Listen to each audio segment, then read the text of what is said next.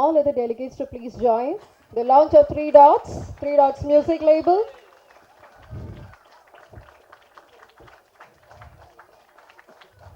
நல்ல கை தட்டுங்க. Thank you so much.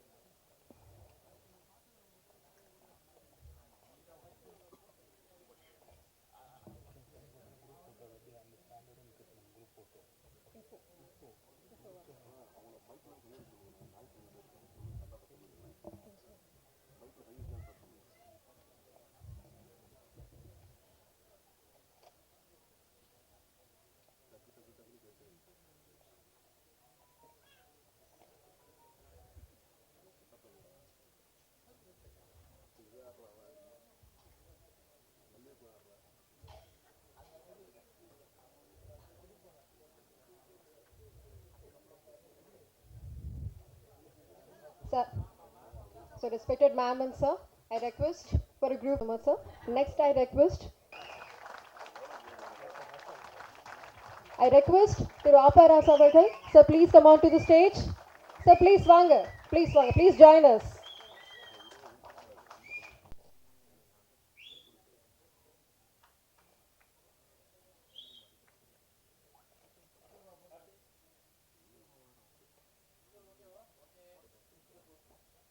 அனைவருக்கும் இனிய மாலை வணக்கம். உடலில் நிகழ்ச்சி நிரலில் ஒரு சின்ன மாற்றம் தான். வழக்கமாக மற்ற இசை வெளியீட்டு விழாவாக இருந்தால் திரைப்படத்துறை சார்ந்த அதில் யார் சீனியராக இருக்காங்களோ, யார் பாப்புலராக இருக்காங்களோ அவங்கள கடைசியாக பேச வைக்கிறது வழக்கம். அது எல்லாருக்கும் தெரியும். இது ஒரு ப்ரைவேட் ஆல்பமாக இருந்தாலும் அதுக்குள்ளே ஒரு சிஆர்பியை பற்றி ஒரு வாழ்வியல் சொல்லப்பட்டிருக்கு. அதை இயக்கியிருக்கவரும் ஒரு சிஆர்பிஎஃப்பை சேர்ந்தவர். அந்த டிபார்ட்மெண்ட்டோட ஐஜி அவர்கள் டிஐஜி இன்றைக்கி இருக்கிறதுனால நான் தான் கொஞ்சம் அவர்கிட்ட சில கேள்விகளை முன்வைக்கலாம் அப்படின்றதுக்காக தான் அதை மாற்றினேன். ஏன்னா அவர் சார் வெளியில் ஒரு முக்கியமான வேலை இருக்குது போகணுன்னாங்க. ஸோ அதனால் கொஞ்சம் மாற்றிருக்கு, ஷெட்யூல் மாற்றிருக்கு. யாரும் குழப்பமாயிடாதீங்க. முதல்ல இந்த நிகழ்ச்சி தாமதமானதுக்கு நான் ஒரு காரணம். அதுக்கு நான் உங்கள்கிட்ட என்னுடைய வருத்தத்தை மன்னிப்பையும் கேட்டுக்கிறேன். காரணம், நான் திருவள்ளூரில் ஷூட்டிங்கில் இருந்து நேரடியாக வந்துட்டேன். இந்த நிகழ்ச்சிக்கு வருவது வரைக்கும் என்ன நிகழ்ச்சின்னு எனக்கு தெரியாது. வழக்கம் போல் நான் இங்கே வந்த உடனே ஃபரூக்கை கூப்பிட்டு முதல்ல என்ன ஃபங்க்ஷன் சொல்லுங்கள், உள்ளே கூப்பிட்டு போய் சொல்லுங்கள், போனால் தான் தெரியுங்க. ஃபரூக் எனக்கு தெரியும் ரொம்ப நாளாக. அதுதான் ஃபரூக் சொன்னார், இல்லை இது மாதிரி ஒரு மியூசிக் ஆல்பம் ஒன்று பண்ணுறோம், கம்பெனி ஸ்டார்ட் பண்ணுறோம், அதோட ஃபஸ்ட்டு வீடியோவும் பண்ணுறோம் அப்படின்னாரு. சரி ஓகேன்னு பார்த்தா நான் சரி ஏதாவது பாப்புலராக ஏதாவது சாங் அது இதுன்னு மாடர்னாக இருக்கும், பாப் சாங்கு அல்லது ஒரு நேட்டிவிட்டியாக இருக்கும்னு பார்த்தேன். ஆனால் இங்கே பார்த்தா ஒரு சிஆர்பி ஒரு வீரனுக்கு குழந்தை பிறந்திருக்கிற செய்தி கேட்ட உடனே எனக்கு என்னோடய பர்சனலாக என்னுடைய உறவுகளில் நடந்த நிகழ்வுகள் ஞாபகத்துக்கு வந்தது. அதனால தான் இந்த ஷெட்யூலை சின்னதாக சேஞ்ச் பண்ணியிருக்கு. ஆக்சுவலாக மிலிட்ரி எல்லாருக்கும் தெரியும், சிஆர்பிஎஃப் அதை விட கூடுதலானது அப்படின்றத நான் உணர்ந்திருக்கேன். நான் எங்கெல்லாம் கலவரப் பகுதிகள் எங்கே அதிகமாக இருக்கோ, எங்கே பதட்டமான சூழல் இருக்கோ, அங்கெல்லாம் போய் முதல் நாளாக தைரியமாக மக்களை பாதுகாக்க, அங்கே அமைதியை நிலைநாட்டுவதற்கு சிஆர்பிஎஃப் பயன்படும் அப்படின்றது நான் அறிந்தது. என்னுடைய சொந்த தாய் மாமனுடைய பையன், உங்கள் பிரச்சனையெல்லாம் அப்புறம் வச்சுக்கோங்க. அவன் வந்து போலீஸ் வேலைக்கு சேரணும்னு சொல்லிட்டு அவனுக்கு ஒரு சின்ன கதை இருக்குது. அவனுக்கு போலீஸ் வேலைக்கு தான் போகணும்னு சின்ன வயசுலேருந்து ஆசையிலேருந்து போலீஸ் ட்ரைனிங் பண்ணான். அவனுக்கு வந்து இந்த கண் பார்வை வந்து ஒரு ஐசைட் வந்து கொஞ்சம் மாறி இருக்கும். நம்ம வழக்கு தமிழில் சொல்லுவோம் இல்லையா, மாறுகண்னு சொல்லுவோம் இல்லையா, அந்த மாதிரி இருந்ததுனால என்னுடைய தாய்மாமன் பையன் நான் அவனும் ஒரே ஏஜ் ஒன்றாவே வளர்ந்தோம். நான் காலேஜ் போய்ட்டு அவன் வந்து அந்த பக்கம் போலீஸ் ட்ரைனிங் போகணுன்னு போனான். அவனை போலீஸில் தமிழ்நாடு போலீஸில் எடுத்துக்கலை. அது காரணம் இந்த ஐசைட் ப்ராப்ளம்.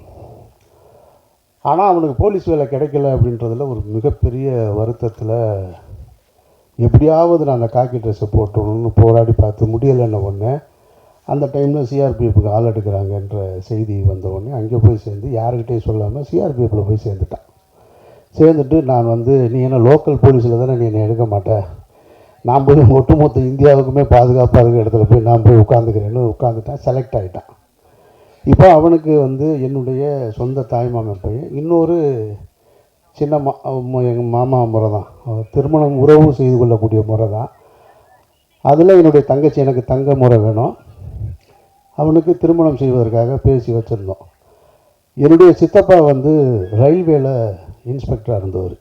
அவர் அந்த வேலையை எழுதி கொடுத்துட்டு விஆர்எஸ் வாங்கிட்டு வேற ஒரு தொழில் பண்ணிகிட்டு இருந்தார். அவர் என்ன பண்ணார், சின்ன வயசுலேருந்து இந்த பையனுக்கு இந்த பொண்ணை கொடுக்கலான்ற மாதிரி உறவுகளில் பேசி வச்சுருந்தாங்க இல்லையா. பேசி வச்சுருந்ததில் இவன் சிஆர்பிஎஃப் வேலைக்கு யார்கிட்டையும் போய் சொல்லாமல் போய் சேர்ந்துட்டான உடனே அவர் எங்கள் சித்தப்பா என்ன பண்ணிட்டார், அவனுக்கு பொண்ணு கொடுக்க மாட்டேன்ட்டார். அப்போ நான் போய் நாங்கள்லாம் போய் வீட்டில் உட்காந்து போய் பேசினா, இல்லை சிஆர்பிஎஃப் பற்றி உங்களுக்கு தெரியாது, ஐயோ உயிருக்கே உத்தரவாதம் கிடையாது, எப்போ வருவான் எப்போ போவான்னு தெரியாது, இருப்பானா இல்லையான்னு கூட செய்தி கூட கேட்டுக்க முடியாது அப்படின்னு சொல்லிவிட்டு ரொம்ப விடாப்பிடியாக இருந்துட்டார். சின்ன வயசுலேருந்து தான் நம்ம இவங்களோட தான், இவர் தான் கணவர், இவர் தான் மனைவின்னு அந்த ஒரு ஆசை உறவுகளில் வளர்த்துருப்பாங்க இல்லையா. அதை தாண்டி இப்போ அவனுக்கு ஒரு முக்கியமான சூழல் வந்தது. எந்த முடிவை எடுக்கிறது, வேலையை விட்டுட்டு வா பொண்ணு தர்றேன்னு சொல்கிறார். இப்போ அவன் என்ன முடிவு எடுக்க போகிறான் அப்படின்னா, அவன் வந்து எனக்கு வேலை தான் வேணும் பொண்ணு வேணான்ட்டான்.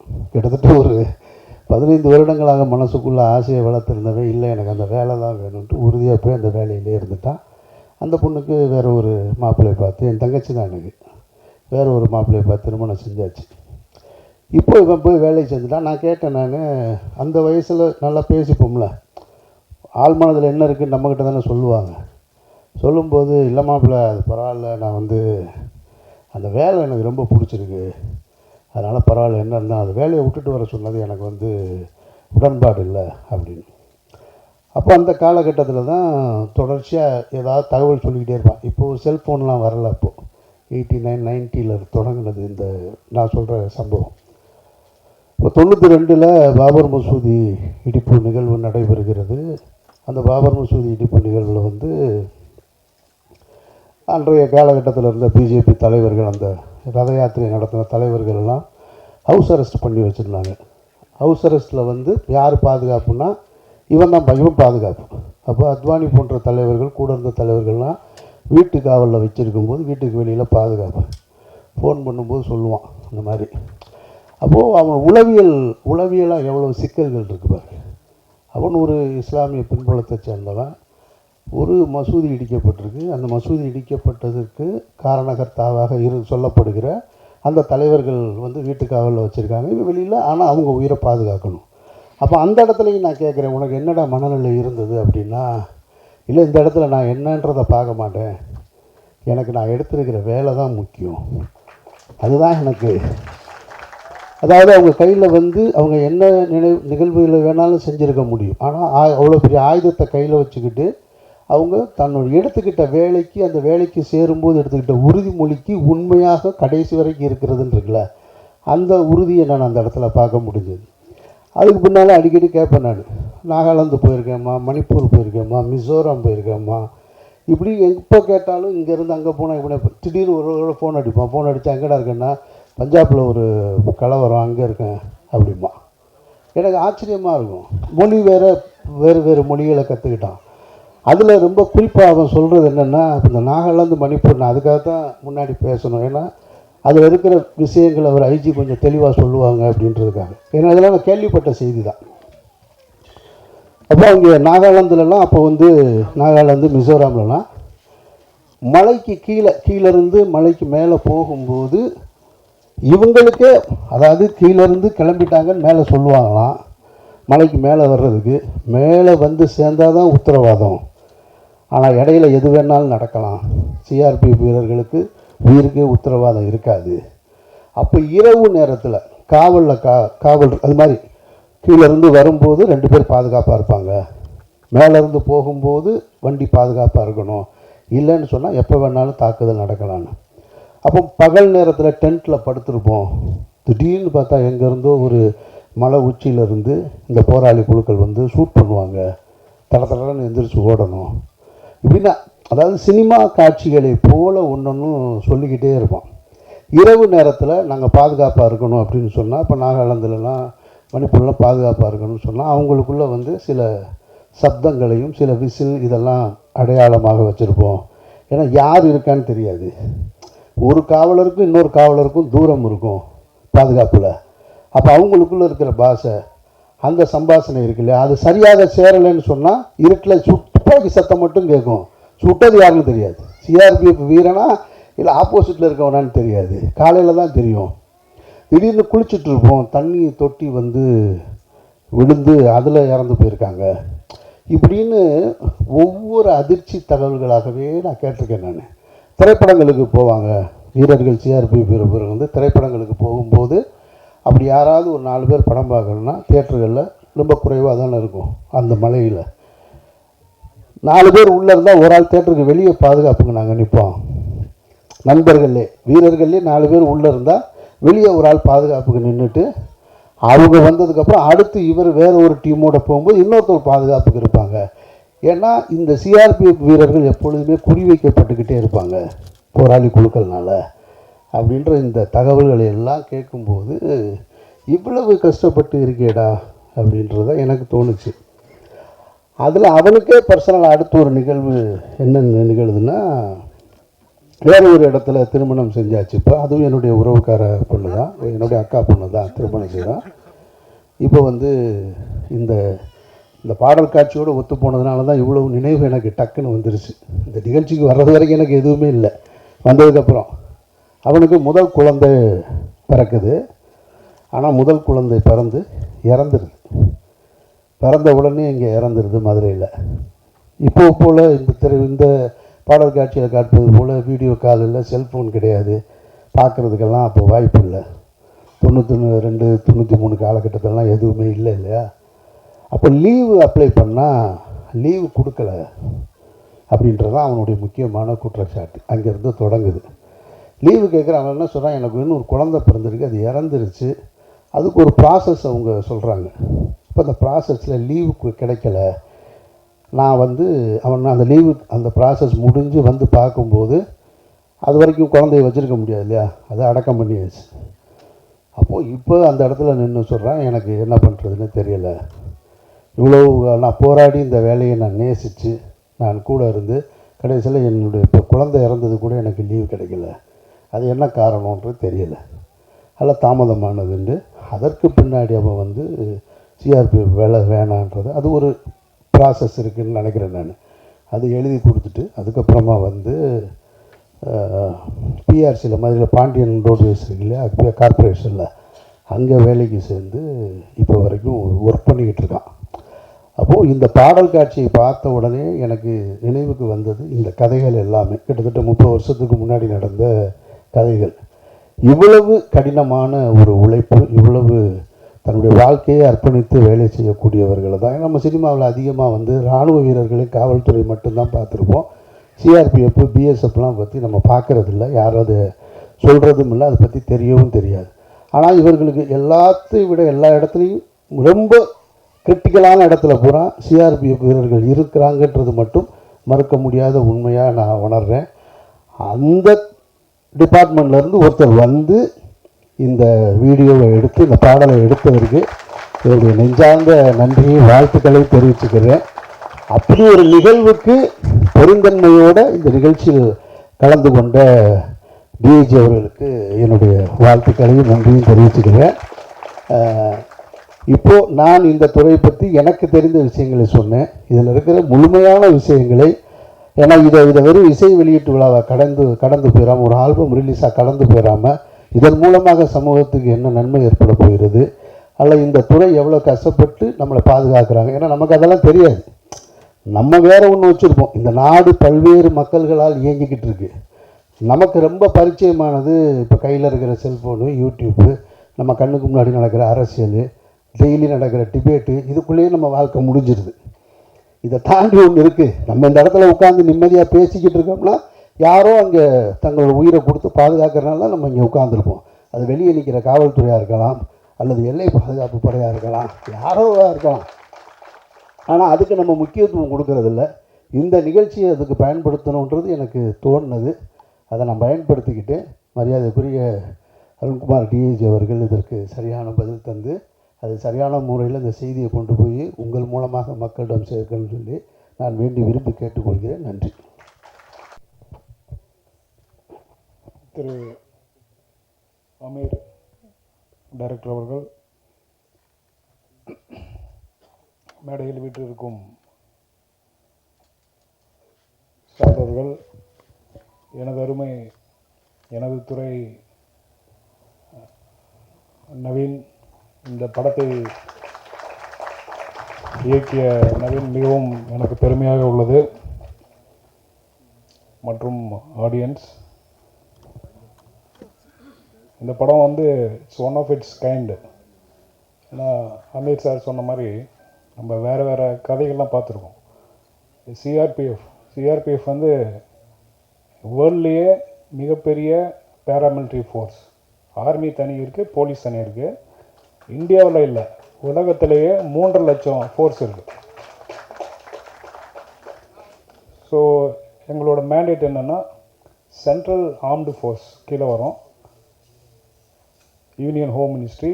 எங்கெல்லாம் வந்து இன்டர்னல் செக்யூரிட்டி த்ரெட்ஸ் இருக்கோ, சேலஞ்சஸ் இருக்கோ, அங்கெல்லாம் ஃபஸ்ட்டு டிப்ளாய் பண்ணுறது சிஆர்பிஎஃப் தான். Jammu Kashmir, north east, including Assam, Manipur. இப்போ மணிப்பூரில் பிரச்சனையாக இருக்குது. 2 இனக்குழுவும் வந்து 2 பேரும் வந்து they want to finish each other. இப்போ ரீசெண்டாக 1 வீக் முன்னாடி வந்து லடாக்கில் வந்து பிரச்சனை, அங்கே பெரிய கலவரம் மாதிரி போயிட்டுருக்கு. ஸோ இங்கே இருக்கிற கோயம்புத்தூர் இருக்கிற எங்கள் ஃபோர்ஸ் வந்து 450 பேர் வந்து ஏர்லிஃப்ட் பண்ணி நாளைக்கு வந்து லேண்ட் ஆகிறாங்க. அது மட்டும் இல்லாமல் நம்ம பக்கத்தில் இருக்கிற ஆந்திரா, தெலுங்கானா, அதை ஒட்டி உள்ள சத்தீஸ்கர், ஜார்க்கண்ட், இங்கெல்லாம் இருக்கிற ரொம்ப நாளாக இருக்கிற நக்சலிசம், மாவோயிஸ்ட், கேட்குது மாவோயிஸ்ட், அங்கேயும் வந்து பெரிய ஃபோர்ஸஸ், ஆயிரக்கணக்கான ஃபோர்ஸஸ் அங்கேயும் தான் டிப்ளாய் ஆகிருக்கு சிஆர்பிஎஃப்.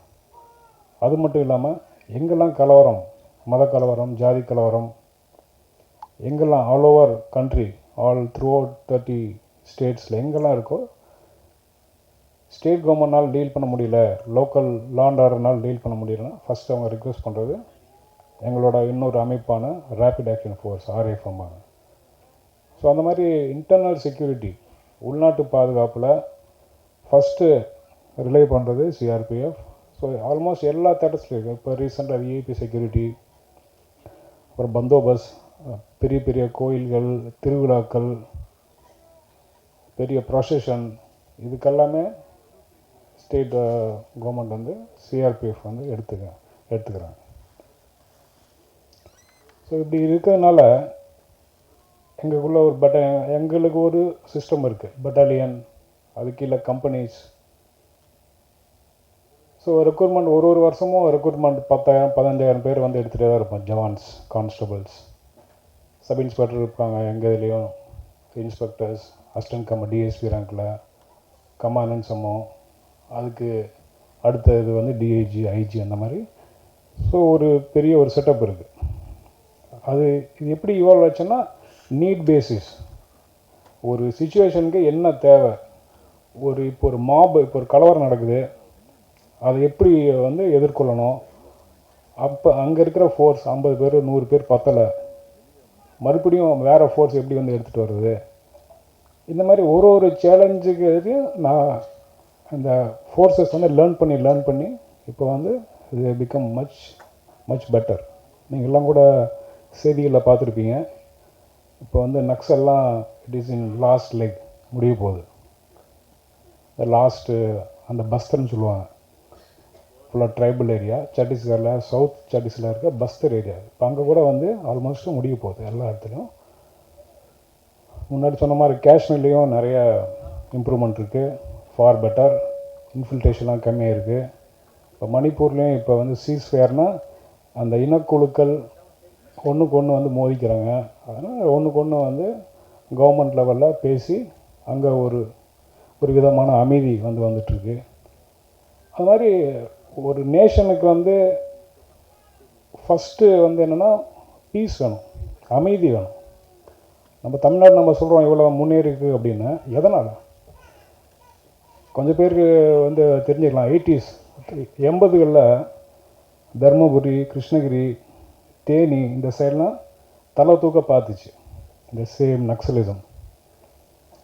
ஸோ அப்போல்லாம் இருந்த போலீஸ் லீடர்ஸ், அப்போ இருந்த பப்ளிக் ரெப்ரசன்டேட்டிவ்ஸ், பொலிட்டிக்கல் வில் இருந்துச்சு அப்போ. So they strongly put down. So இதெல்லாம் ஒரு பெரிய இதெல்லாம் வந்து இப்போது பொதுவெளியில் வரணும். இதை ஒரு கதையாக, இது ஒரு கற்பனையாக இருந்தாலும் இந்த ஒரு கதைகள், இந்த ஒரு முக்கியமான ஒரு சோஷியோ பொலிட்டிக்கல் எக்கனாமிக் இஷ்யூஸ் எல்லாம் வெளியே வரணும். நாட் ஓன்லி அந்த நேட்டிவிட்டி, வில்லேஜ், சிட்டி சம்மந்தமான வாழ்வியல் பிரச்சனைகளுக்கு மீறி இந்த மாதிரி இம்பார்ட்டண்ட் நம்மளோட உயிர்கள், நம்மளோட ஒரு உயிரும் எவ்வளோ முக்கியமோ, ஸோ அதில் வந்து எவ்வளோ கான்ட்ரிபியூஷன் இருக்குது, இந்த மாதிரி ஃபோர்ஸஸ் இது என்ன செட்டப் இருக்குது, இதெல்லாம் மக்களுக்கு வந்து தெரியணும். இதெல்லாம் மக்களுக்கு வந்து கண்டிப்பாக இந்த மாதிரி சிஸ்டம் இருக்குது, இப்படி தான் நடந்துட்டுருக்குன்னு தெரியணும். அப்போ தான் they will become responsible citizens, they will appreciate the things. So Aamir sir சொன்ன மாதிரி எஸ், எங்கள் இதில் நிறைய இப்போ ஸ்டேட் போலீஸ்னால் போலீஸ் ஸ்டேஷன் பக்கத்துலேயே வந்து வாங்கிக்குவாங்க போஸ்டிங்கு. இன்ஸ்பெக்டரு, சப் இன்ஸ்பெக்டரு, ஏட்டையெல்லாம் பக்கத்துலேயே வந்து வாங்கிக்குவாங்க போஸ்டிங். பட் எங்கள் இதில் அப்படி இல்லை. ஏன்னா 3000 kilometre north south, 3000 kilometre east west. So எங்கே ப்ராப்ளம் இருந்தாலும் அங்கே வந்து ஃபோர்ஸ் வந்து மூவ் பண்ணி தான் ஆகணும். ஸோ அதனால் எங்களோட ப்ரொஃபஷனே அப்படி தான். இப்போ நானும் வந்து கொஞ்சம் வருஷம் இருந்தேங்க. இப்போ நாளைக்கு நான் வந்து சத்தீஸ்கர் போகிறேன், ஜெகதல்பூர்ங்கிற ஊருக்கு போகிறேன். ஸோ அந்த மாதிரி எங்களோட ப்ரொஃபஷன் அப்படி தான். அது தெரிஞ்சு தான் நம்ம வந்து ஜாயின் பண்ணுறோம். பட் அதே விதத்தில் அங்கேயும் வந்து வெல்ஃபேருக்கு, நல்ல தரமான உணவு, தரமான ஒரு அக்காமடேஷன், இதெல்லாம் வந்து என்ஷூர் பண்ணுது கவர்மெண்ட். அது இல்லாமல் இப்போல்லாம் லீவெல்லாம் நல்லா வந்து ரெகுலரைஸ் ஆகிடுச்சு. மினிமம் ஒரு ஜவானுக்கு, ஒரு கான்ஸ்டபுளுக்கு, எனி ரேங்க் வந்து மினிமம் 75 நாள் வந்து கொடுத்துறாங்க. வருஷத்தில் 75 நாள் வந்து போதுமானதாக இருக்குது. 2 தடவை 3 தடவை ஊருக்கு போயிட்டு வரலாம், 20 days. அது இல்லாமல் நிறைய வெல்ஃபேர் மெஷர்ஸ் இப்போல்லாம் கவர்மெண்ட்டு, இப்போ அங்கேயே வெளியூர்லேயே இருந்தாலும், இப்போ நம்ம சென்னையில், ஆவடியில் ஒரு குரூப் சென்டர்னு சொல்லுவாங்க, அங்கே வந்து 1800 குவார்ட்டர்ஸ் இருக்குது. வெளியே போனாலும் நம்மளோட ஃபேமிலி பசங்களை அங்கே வந்து வச்சுக்கலாம். 10 வருஷம் 15 வருஷம் கூட வந்து வச்சுக்கலாம். பக்கத்துலேயே ஸ்கூல் இருக்குது, கேந்திர வித்யாலயா சென்ட்ரல் ஸ்கூல் இருக்குது, கேன்டீன் இருக்குது, சூப்பர் மார்க்கெட் இருக்குது. உள்ளேயே வந்து ஸ்போர்ட்ஸ் ஆக்டிவிட்டீஸ் இருக்குது. பசங்களுக்கு பலவிதமான ஸ்போர்ட்ஸ் ஆக்டிவிட்டீஸ்னு சொல்லித்தரோம். ஸ்விம்மிங் இருக்குது, சிலம்பம், கராத்தே, பேட்மிண்டன், இந்த மாதிரி ஒரு அதான் எதுக்கு நான் சொல்கிறேன்னா, கவர்மெண்ட் வந்து அவ்வளோ வந்து பார்த்துக்குது. ஏன்னா அல்டிமேட்லி எங்களோட ஃபைட்டிங் ஃபோர்ஸ் வந்து ஜவான்ஸ் தான். அதனால் அவங்களோட வாழ்க்கையும் அவங்களோட ஃபேமிலியும் பார்த்துக்கிறதுக்கு கவர்மெண்ட் வந்து அட்மோஸ்ட் எஃபர்ட்ஸ் வந்து எடுக்குது. எஸ், எந்த ஒரு ப்ராப்ளம் இருக்குது தான், அந்த ஃபேமிலி விட்டுட்டு இருக்கிறது, அது வந்து மிகப்பெரிய ஒரு இஷ்யூ தான். அது குழந்தை இல்லாமல் கஷ்டப்படுறது, அது ஒரு இஷ்யூ தான். ஸோ அதனால் இப்போ அந்த இதுவும் கொண்டு வந்திருக்கோம். எல்லா இந்த மாதிரி சென்டர்லேயும் ஒரு பெரிய காம்போசிட் ஹாஸ்பிட்டல்னு சொல்லிட்டு 50 பெட்டட் ஹாஸ்பிட்டல். ஸோ ஸோ உள்ளேயே வந்து மருத்துவம் வந்து பார்த்துக்கலாம். ஆனால் முடிஞ்ச அளவுக்கு பண்ணிட்டு தான் இருக்கோம். ஸோ இப்போ இந்த இன்டர்னல் செக்யூரிட்டி ப்ராப்ளம்ஸும் நிறைய வந்து இம்ப்ரூவ் வந்து ஆகிட்டுருக்கு. அமைதி ஆல்மோஸ்ட் எல்லா பகுதியிலையும் அமைதி வந்து வந்துட்டுருக்கு. பட் ஸ்டில் புதுசு புதுசாக வரும். நம்ம நாடு வந்து பலதரப்பட்ட மக்கள், பலதரப்பட்ட மொழிகள், இனங்கள், aspirations, urban rural divide, rich poor divide, 140 we cross China. China வந்து ஹோமோஜினியஸ், அங்கே 95% வந்து ஹன்ஸு தான், ஒரே வந்து இனக்குழு அங்கே. அதனால் அவங்களால கொஞ்சம் சீக்கிரமாக ஹோமோஜினியஸாக வந்து சீக்கிரமாக முன்னேற முடியுது. நம்ம இங்கே பல பிரச்சனைகள் இருக்கும், காம்ப்ளிகேட்டட், பட் ஸ்டில் நம்ம வந்து we are marching forwards in spite of so many differences, complications. So அதனால் வரக்கூடிய ப்ராப்ளமை ஃபேஸ் பண்ணுறதுக்கு எங்களை மாதிரி ஃபோர்ஸஸ் வந்து நாங்களும் ட்ரெயின்டாக நாங்களும் தயாராக இருக்கோம். ஸோ ஐ திங்க் அமீர் சாரோட கேள்விகளை ஓரளவுக்கு நான் டச் பண்ணுறேன்னு நினைக்கிறேன். ஒன்ஸ் அகெயின் நம்ம நவீனுக்கு வாழ்த்துக்கள், ரொம்ப சந்தோஷம். ஸோ இதை வச்சு நம்ம ஃபோர்ஸு, எங்கள் ஃபோர்ஸ் சென்ட்ரல் ஃபோர்ஸ் பற்றி இன்னும் பல விதமான இந்த மாதிரி வீடியோக்கள் பொது வெளியில் வரணும், லான்ச் பண்ணணுன்னு என்னோட வந்து வேண்டுகோள். நன்றி, வணக்கம். எல்லாருக்கும் மாலை வணக்கம்.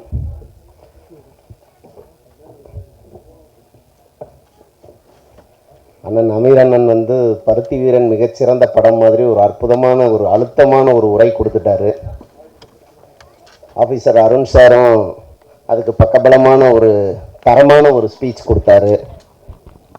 இதுக்கு பக்கத்தில் நான் ஏதாவது அமைச்சராக பேசினேன்னா அது நீர்த்து போயிடும்னு மட்டும் தெரியுது. அதனால் எல்லாரையும் வாழ்த்திட்டு இதிலிருந்து விலகிக்கிறேன். இதில் ஒரு அற்புதமான விஷயம் என்னென்னா, தமிழில் சொல்லுவாங்க, பாடல் இனிது பொருள் பொதிந்த பாடல் அதனினும் இனிது அப்படிம்பாங்க. நம்ம நண்பர் கவிஞர் நேத்ரா சார், நான் கரெக்டாக சொல்லியிருக்கேனா இல்லையான்னு அப்புறம் சொல்லிட்டோம். ஒரு மீனிங்ஃபுல்லான ஒரு கான்செப்டை எடுத்து பண்ணியிருக்காரு. ரொம்ப சிறப்பான ஒரு முயற்சி. அது வந்து ஒரு தரமாகவும் இருந்தது. ஆக்சுவலாக இந்த காம்பவுண்ட் வந்து இங்கேருந்து தமிழ் இசை நிறைய இடத்துல போய் ஜெயிச்சிருக்கோம். உங்கள் எல்லாருக்கும் தெரியும். ராஜா சார் இங்கேருந்து தான் அற்புதமான இசைகள்லாம் கொடுத்தாரு. அதே இடத்துல நீங்கள் லான்ச் பண்ணுறீங்க, இது ஒரு குட் சைனாக எடுத்துக்கங்க. மேலும் நீங்கள் வந்து அற்புதமான சில பாடல்கள் பண்ணுறதுக்கு வாழ்த்துக்கள். வந்திருக்கும் என் சகோதரர்கள் அனைவருக்கும் நான் வந்து ஒரு வணக்கத்தை சொல்லிக்கிறேன். அமீர் சார் என்னோடய ஃபேவரைட். அவர் பக்கத்தில் உட்காந்தது பெருமையாக நினைக்கிறேன். அவரை மாதிரி ஒரு பருத்தி வீரன் படம் எடுக்கணும்னு எனக்கு மட்டும் இல்லை, எல்லாருக்குமே அது ஒரு ஆசை. அற்புதமான ஒரு உரை. அதனால் நான் சுருக்கமாக முடிச்சுக்கிறேன், அதை நீத்து போக செய்ய விரும்பலை. நன்றி, எல்லாருக்கும் வாழ்த்துக்கள். மதிப்புக்குரிய இயக்குனர் அமீர் சார் உள்ளிட்ட மேடையில் இருக்கும் எல்லா ஆளுமைகளுக்கும், அரங்கத்தில் குழுமியிருக்கும் விருந்தினர்கள் அனைவருக்கும் மாலை வணக்கம். 3 டாட்ஸ் மியூசிக். ஃபரூக் என்னுடைய நீண்ட நாள் நண்பர். என்னுடைய எல்லா ஏற்ற இறக்கங்களிலும் எல்லா காலங்களிலும் உடன் இருந்தவர். அமீர் சார் சொன்ன மாதிரி கூடுதல் விவரங்கள் எதுவுமே இல்லாமல் ஃபரூக் கூப்பிட்ட உடனே வந்தேன்ட்டு. நம்ம ஒரு நல்ல ப்ரொடியூசர். அவர் ஒரு படம் பண்ணியிருக்கிறாரு, ரொம்ப அழகான ஒரு படம், நீர்நிலம் காற்று. தொடர்ந்து நிறைய விஷயங்களை உரையாடிக்கிட்டே இருக்கக்கூடிய ஒருத்தர். நிறைய செய்யணுங்கிற கனவுகள் அவருக்கு இருக்கு. ஃபருக்குக்கும் அதன் பின் உழைக்கும் அத்தனை பேருக்கும் இந்த நிறுவனம் தமிழ் மட்டும் இல்லை, சர்வதேச அளவில் ஒரு மிகப்பெரிய நிறுவனமாக மாறுவதற்கு என்னுடைய மனமார்ந்த வாழ்த்துக்கள். பாடல் எழுதிய ஆப்பா ராசா எனக்கு ரொம்ப பிடிச்ச ஒரு கவிஞர். அவர் எனக்கும் ஆப்பா ராசாவுக்கும் இடையில் ஒரு நல்ல அனுபவம் ஒரு பகிர்ந்துக்கலாம்னு நினைக்கிறேன். அவர் புதிய பார்வையில் நிருபராக இருக்கும்போது என்னை ஒரு அழகான பேட்டி ஒன்று எடுத்திருந்தார். அது எப்போவுமே என்னுடைய ஆகச்சிறந்த பேட்டிகள் அது ஒன்று. தமிழின் அடுத்த கட்ட சினிமா ஒடுக்கப்பட்டவர்களின் சினிமான்னு 2010 வந்து ரொம்ப விரிவான ஒரு பேட்டி வந்து. ஸோ அவருடைய பாடல்கள் எல்லாமே கவனிச்சுட்டு வந்திருக்கேன். ரொம்ப நல்லா பண்ணக்கூடிய ஒரு பாடலாசிரியர், நல்ல ஒரு நண்பரும் கூட. இதோடைய இசையமைப்பாளர் ரியான் அவர்களுக்கு என்னுடைய வாழ்த்துக்கள். கார்த்திக் நேதா மேடையில் மகிழ்நன் எல்லோருமே ரொம்ப மனசுக்கு நெருக்கமான இருக்காங்க. கார்த்திக் நேதா என்னோடய ஹபீபியில் ரொம்ப அழகான ஒரு பாடல் எழுதியிருக்காரு. நண்பர் யுகபாரதியும் இன்னைக்கு வரதா இருந்தது, அவரும் எழுதியிருக்கிறாரு. இது எல்லாமே ஃபருக்கோடைய அன்புனால சாத்தியப்பட்டது தான். இவங்க எல்லாருமே இன்றைக்கி ரொம்ப பரபரப்பாக பிஸியாக இருக்கக்கூடியவங்க. அவங்க ஃபருக்குனால தான் வந்தாங்க. நானுமே ஃபருக்குக்காக மட்டும்தான் வந்தேன். வந்து பார்க்கும்போது எனக்கு இந்த ஆல்பம் குறித்து அமீர் சார் ரொம்ப அழகாக எப்பவும் போல் அவரோட உரை ரொம்ப முத்தாய்ப்பாக அந்த நிகழ்ச்சியில் இருக்கும். எனக்கு இந்த ஆல்பம் பார்க்கும்போது எனக்கு மலையாளத்தில் மம்முட்டி நடித்த உண்டான ஒரு மலையாள படம் ஞாபகம் வந்தது. மலையாள படம்னா அதுக்கு சாயல் இருக்குன்னு சொல்ல வரல. பொதுவாக இப்போ இங்கே நிறைய அந்த வீரர்களுடைய குடும்பத்தை சார்ந்தவங்க இருக்காங்க. இப்போது நம்ம எதன் வழியாக ஒன்றை பார்க்கிறோம்னு இருக்கு. இப்போ நம்ம மாவோயிஸ்ட்டுகள், இங்கே இருக்கக்கூடிய நக்சல்ஸ், அந்த வழியாக பார்க்கும்போது அமைதி யாருக்கான அமைதின்னு தெரியும். அதை மகிழ்நன் பேசுவார்னு நினைக்கிறேன். மகிழ்நன் அதை பேசுகிறதுக்கான ரொம்ப அரசியல் நிபுணத்துவம் உள்ள ஒருத்தர். பாடல் எழுதிய அப்போ ராசா, நடிச்சிருக்கிறவங்க ரொம்ப அழகாக நடிச்சிருக்கிறீங்க. ரொம்ப 2 பேர் ரொம்ப நீங்கள் நடிகர்களா? நடிகர்கள். Okay okay, super. நல்லா பண்ணியிருக்கீங்க, இயல்பாக பண்ணியிருக்கீங்க. சவுண்டாக ரொம்ப நல்லா இருக்குது, உங்களுடைய சவுண்ட் ரொம்ப நல்லா இருக்குது. ஃபருக் நிறைய ஆல்பம் பண்ணணும், எல்லாத்தையும் தாண்டி எல்லாமே பொருளாதாரமாக மாறணும். அது ரொம்ப பெரிய பலமாக இருக்குது. நம்ம செலவு பண்ணுறது இப்போ இன்றைக்கெல்லாம் காலகட்டத்தில் ஆடியோங்கிறது பிஸ்னஸே இல்லை. அது நிஜமாகவே சொல்லப்போனால் இன்றைக்கி ஆடியோக்கெல்லாம் நீங்கள் எவ்வளோ பிரமாதமான பாடல்கள் பண்ணாலும் அது எவ்வளோ ரீச் ஆகுதுங்குது. நீங்கள் ரீச் பண்ணுறதுக்கு பின்னாடி ஒரு பெரிய நெட்வொர்க் இருக்குது. வெறுமனே பாடல்கள் சரியாக வந்ததுனால மட்டுமே, ஒரு தரமாக இருக்கிறதுனால மட்டுமே அது போய் சேருதில்லை. அது ஒரு பெரிய விளம்பரம் தேவைப்படுது. இன்றைக்கி மிகப்பெரிய உச்ச நட்சத்திரங்களுடைய பாடல்களே ஒரு பாட்டு ஹிட் ஆகணும்னா அது கிட்டத்தட்ட ஒரு பெரிய பட்ஜெட் செலவு பண்ணி அந்த பாட்டை ரீச் பண்ணுறாங்க. ஏன்னா இன்றைக்கி அதிக திறமை, அதிக தரம், அதிக உழைப்புங்கிறத தாண்டி இன்றைக்கி அதிக வியூஸுங்கிற இடத்துக்கு வந்துருச்சு. ஸோ அதை கொண்டு வர்றதுங்கிறது ரொம்ப முக்கியமாக இருக்குது. 3 டாட்ஸ் நிறுவனம், ஃபருக் அதை ரொம்ப கன்சிடர் பண்ணணும். ஏன்னா அது ரொம்ப முக்கியம். பொருளாதாரமாக நம்ம ரொம்ப ஜெயிக்க வேண்டிய தேவை இருக்குது. நவீன்குமார் ரொம்ப அழகான ஒரு கவிதை மாதிரி இதை நீங்கள் பண்ணியிருந்தீங்க. அது நீங்கள் சினிமாக்குள்ளார தொடர்ந்து படங்கள் பண்ண போகிறீங்கன்னு சொல்கிறீங்க. நிச்சயமாக நீங்கள் அமரர்கள் போல் படங்கள் செய்யுங்கள். அதே நேரங்களில் அமரர்கள் தண்டகாரணியை போல படங்களும் இங்கே தேவைப்படுது. உங்களுடைய பார்வையில் அந்த அனுபவம் உங்களுக்கு இன்னும் நிறைய இருக்கும். இப்போது சத்தீஸ்கர் மாதிரி, பஸ்தர் மாதிரியான காடுகளுக்குள்ளார இந்தியாவின் தேசத்தின் வழியாக பார்க்குறதன் வழியாக அந்த மக்களின் வழியாக பார்க்கும்போது அது இன்னும் சொல்லப்படாத கதைகள் நிறைய இருக்கும். அந்த கதைகளையும் உள்படுத்தி நீங்கள் இன்னும் நிறைய தொடர்ந்து இயங்கணும். எல்லோருக்கும் வாழ்த்துக்கள். ஃபருக், உங்களுடைய வெற்றி என்னுடைய வெற்றி. நீங்கள் இன்னும் பெருசாக ஜெயிக்கணும். இறைவன் உங்களுக்கு எல்லா ஆசையும் தருவான். நன்றி. அனைவருக்கும் எனது மனமார்ந்த வணக்கம். முதல்ல ஆமாம், ஃபரூக் ஐயா, ஆமாம், ஒரு 10 ஆண்டுகளுக்கு முன்னாடி இருக்கும்னு நினைக்கிறேன். அவரோட நிலம் நீர் காற்று அந்த திரைப்படத்துக்காக எழுத போய் தான் ஐயாவை சந்தித்தது. ஒரு கனிந்த உள்ளம் கொண்ட மனிதர். ஆமாம், அந்த ஒரே ஒரு காரணம் தான் இங்கே வந்தது. வேறு பாட்டு எழுதுகிறேன், கவிஞர் அப்படிங்கிற அடிப்படையெல்லாம் இல்லை. ஒரு கனிந்த மனிதனுடைய தம்பியாக இங்கே வந்து நிற்கிறேன். ரொம்ப மகிழ்ச்சியாக இருக்குங்க ஐயா. அந்த பல ஆண்டுகளுக்கு பிறகு மீண்டும் இப்போது அந்த 3 டாட்ஸுங்கிற ஒரு பேரோடு மீண்டும் வந்திருக்கீங்க. அதுக்கு முன்னாடி இந்த பாடலை பற்றி கொஞ்சம் சொல்லிடுறேன். ஆமாம், சிறப்பான காட்சி அமைப்புகள். ஆமாம், அது ஒரு என்ன சொல்கிறது, காவல் துறை பக்கமாக இருந்துட்டு அது உங்களுக்குள்ள சினிமா இருக்குது வரதுங்கிறதே ஒரு பெரிய வியப்பாக தான் இருக்குது. சினிமா அப்படி எல்லையில் இருக்க உங்களை வரைக்கும் போய் தாக்குதுங்கும் போது அந்த சினிமாவை எப்படி கையாளணும்னு ஒன்று இருக்கு இல்லையா, அந்த ஒரு பொறுப்பும் எங்களை மாதிரி ஆட்களுக்கு வேணும் அப்படிங்கிறது இந்த நேரத்தில் எனக்கு தெரியுது. கண்டதையும் எடுத்துக்கிட்டு காசு பண்ண பார்த்துட்டு வெறும் மியர் ப்ளஷர் மட்டுமே, எப்படி ஒரு சதையை விற்பதை எப்படி ஒரு கேவலமாக இந்த சமூகமாக நம்ம சொல்கிறோமோ அதே மாதிரி தான் ஒரு மியர் ப்ளஷர், வெற்றி இன்பத்தை மட்டுமே விற்று படம் பண்ணுறதும் அதே மாதிரி தான். அப்படி இருக்கக்கூடாதுன்னு நினைக்கிறோம். ஆனால் மீண்டும் மீண்டும் இந்த சூழல் கொண்டு போய் நம்மளை அங்கேயே தள்ளுதுங்கும் போது இல்லையா, இது நம்ம அத்தனை பேருக்குமே இதில் பொறுப்பு இருக்குது அப்படிங்கிறதா. குறிப்பாக பணம் போடக்கூடியவங்களுக்கு அந்த பொறுப்பு இது ஒரு தொழிலாக இருக்கிறதுனால அதிகமாக இருக்குதுன்னு நான் நினைக்கிறேன். 3 டாட்ஸ் அப்படிங்கிற இந்த நிறுவனம் அடிப்படையில் ஃபரூக் ஐயா பற்றி எனக்கு தெரியும். அவர் அறத்தை நம்பி அறத்தை வாளாக கொண்டு இயங்கக்கூடியவர்.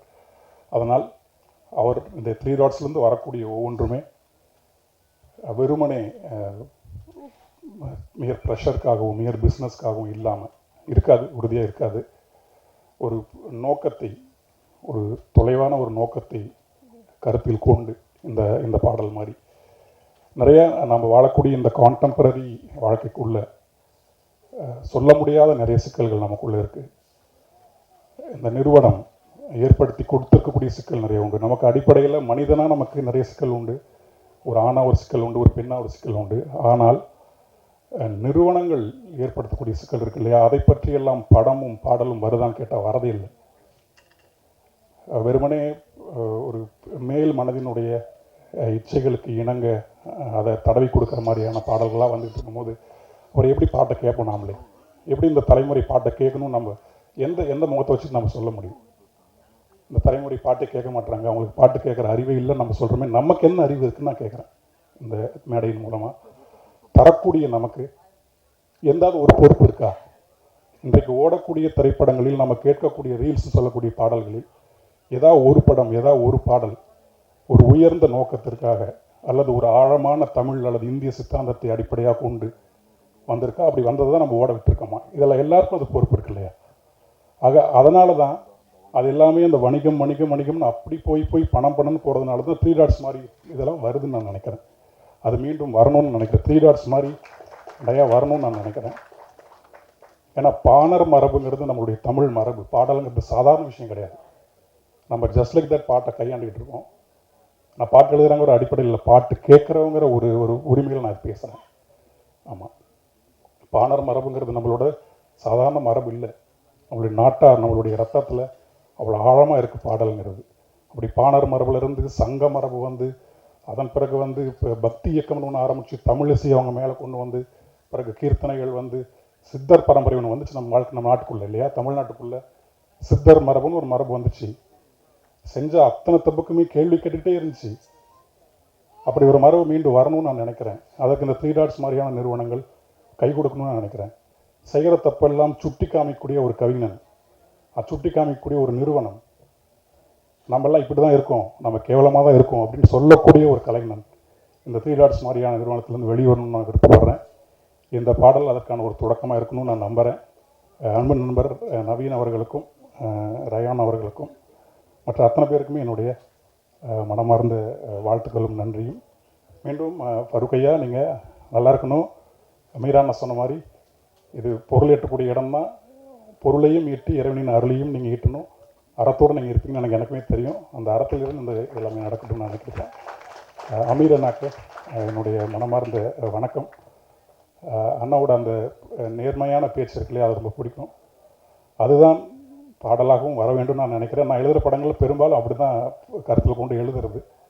சில பாடல்கள்லாம் வேணானே நான் சொல்லிடுறது. மனசுக்கு பிடிக்காமல் ஒன்று எழுதிவிட்டு பண காசு சேர்த்து வச்சுட்டு வீட்டில் படுக்க முடியல, அது ஒரு காரணம். அப்படி அத்தனை பேர் இருக்கணும்னு நான் நினைக்கிறேன். நான் கடைசி வரைக்கும் அப்படி தான் இருக்கணும்னு நினைக்கிறேன். ஆனால் விட மாட்டேங்குது, ஒரு பக்கம் இழுக்குது. 3 டாட்ஸ் மாதிரி நான் போல்டாக வந்து நாங்கள் இந்த பக்கம் இருக்கோம், வாங்க, வெறுமனை பணம் மட்டும் வேணாம், பணமும் கொஞ்சம் எடுத்துப்போம், ஒரு ஆழமான விஷயங்களை சொல்லுவோம் அப்படின்ட்டு சொல்லக்கூடிய நிறுவனங்கள்லாம் வந்தால் கொஞ்சமாக காசு வாங்கிட்டு எழுதுவோம், நல்லபடியாக எழுதுவோம். இங்கே அந்நியமயமாக்கல் நீங்கள் ஒன்று நடந்துக்கிட்டே இருக்குது நம்ம வாழ்க்கைக்குள்ளே, நம்ம தமிழ் சூழலுக்குள்ளே. மார்க்ஸ் சொல்லக்கூடிய அந்நியமயமாகட்டும், இயல்பாகவே நம்மளுடைய வாழ்க்கைக்குள்ளே இன்றைக்கி இருக்கிற ஒவ்வொரு மனிதனும் ஒரு கணவன் மனைவிக்கு இடையில் ஒரு தனிமை வந்து உட்காந்துக்கிட்டு இருக்க. இதை பற்றிலாம் நம்ம என்றைக்கு எழுத போகிறோம், என்றைக்கு நம்ம சிந்திக்க போகிறோம்னு தெரில. இந்த தனிமையை யாரோ சிலர் உட்காந்து நமக்குள்ளே குளிப்பறிச்சு வளர்த்துக்கிட்டே இருக்காங்களே, இதை பற்றிலாம் நம்ம என்றைக்கு சிந்திக்க போகிறோம் நமக்கு தெரில. அதெல்லாம் சிந்திக்கிறதுக்கான ஒரு இடமா, தளமா, களமா 3 டாட்ஸ் இருக்கணும்னு நான் வேண்டிக்கிறேன். இதே போதும்னு நினைக்கிறேன். ரொம்ப நன்றி. அதாவது மேடையில் இருக்கிற நாங்கள்லாம் வலுக்கட்டாயமாக அவரை பிடிச்சி கொண்டு கீழே உட்கார வச்சது மாதிரியே ஒரு கலவரத்தை உண்டு பண்ணுறீங்களே. அவங்க இருங்க, நிகழ்ச்சியை நடத்துகிறதே அவங்க 2 பேர். அவங்களா கூப்பிட்டு வந்து உட்கார வச்சுருக்காங்க. பக்கத்தில் இப்போ தான் ஒருத்தர் பார்த்துக்கிட்டு இருக்கோம். ஒரு கலவரத்தை உண்டு பண்ணுற மாதிரி நான் அதில் கீழே தான் உட்காரணும், அப்போ தான் நான் இங்கே உட்காந்துருக்குவேன்னு சொன்னது மாதிரி அது என்னையே பார்த்து கேட்குறீங்க. நானே நிகழ்ச்சி என்னன்னு வந்து தான் தெரிஞ்சுக்கிட்டேன்னு சொல்லிட்டேன் முதல்ல. நான் வருக திரும்ப திரும்ப கூப்பிட்றேன் மேலே வாங்கன்னு, வரமாட்டேன்ற நான் என்ன செய்கிறது? நான் வேணால் கீழே வந்து உட்காந்துக்கிறேன். பார்த்தீங்களா தேவையா எங்களுக்கு? வாங்க. இதெல்லாம் இப்போ தானே வந்திருக்கீங்க. நான் ஒரு 25 வருஷமாக அதை பார்த்துக்கிட்டு இருக்கேன். வாங்க வந்து உட்காருங்க. இந்த நிகழ்ச்சிக்கு வந்திருக்கோம் எல்லாருக்கும் என்னோடய வணக்கம். எனக்கு நிறைய பேசி பழகம் இல்லை, ஏன்னா வந்தவங்க எல்லாம் சூப்பராக பேசிட்டாங்க.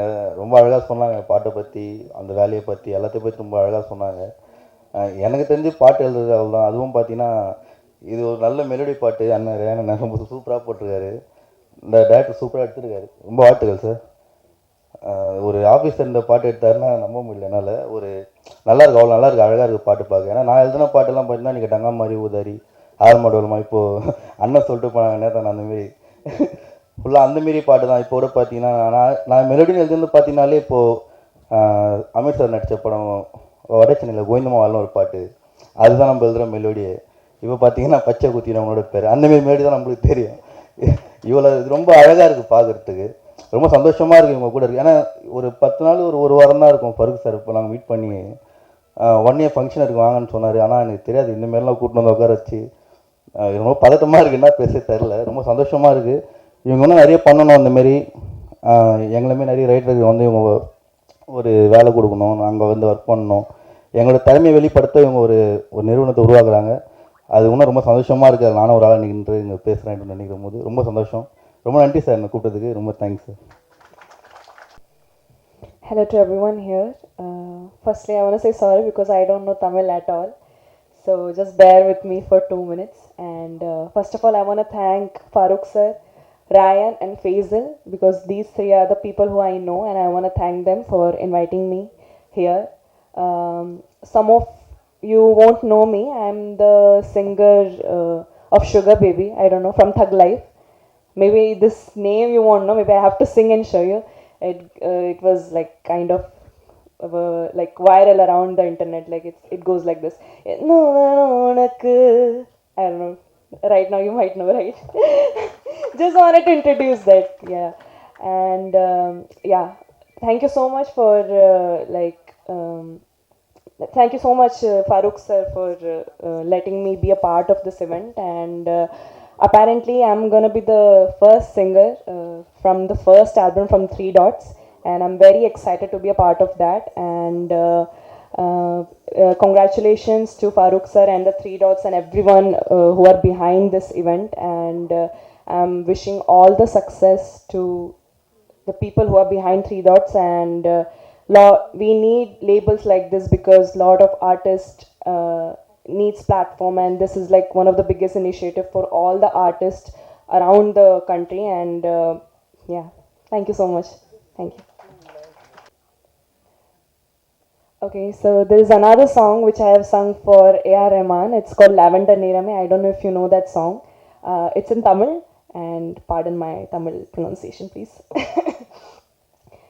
Lavender Nirame நகரும் நாழி கனவின் நாழி துயிலாத்தீவோ மாயத்தின் காந்தமே மின்னல் உண்டாக்குதே டோபாமின் தூரலே நெஞ்சுக்குள் பாயதே. Thank you so much. எல்லாருக்கும் வணக்கம். எனக்கு ஸ்டேஜில் பேசி பழக்கம் இல்லை. எல்லாத்தையும் பேசிட்டாங்க. இந்த நிறுவனத்தை வந்து சப்போர்ட் பண்ணுறதுக்கு வந்திருக்க எல்லாருக்கும் ரொம்ப நன்றி. அண்டு ப்ளஸ் பண்ணுங்கள், எங்களை ப்ளஸ் பண்ணுங்கள், ப்ரே பண்ணுங்கள். Thank you so much. எல்லாருக்கும் வணக்கம். துப்பாக்கி ஏந்தின அந்த கையில் வந்து கேமராவை கையில் எடுத்திருக்கிறாரு, அதுக்கு என்னுடைய வாழ்த்துக்கள். வழக்கமாக அந்த சடங்காக மேடையில் பேசும் பொழுது அவையோருக்கும் பெரியோருக்கும் வந்திருக்கிற அனைவருக்கும் வணக்கம் அப்படின்னு சொல்லணும். நான் வழக்கமான மேடை பேச்சாளர் இல்லை, அதனால் நான் மறந்துட்டேன். எல்லாருக்கும் வணக்கம். நிறைய விஷயங்கள் பேசப்பட்டது.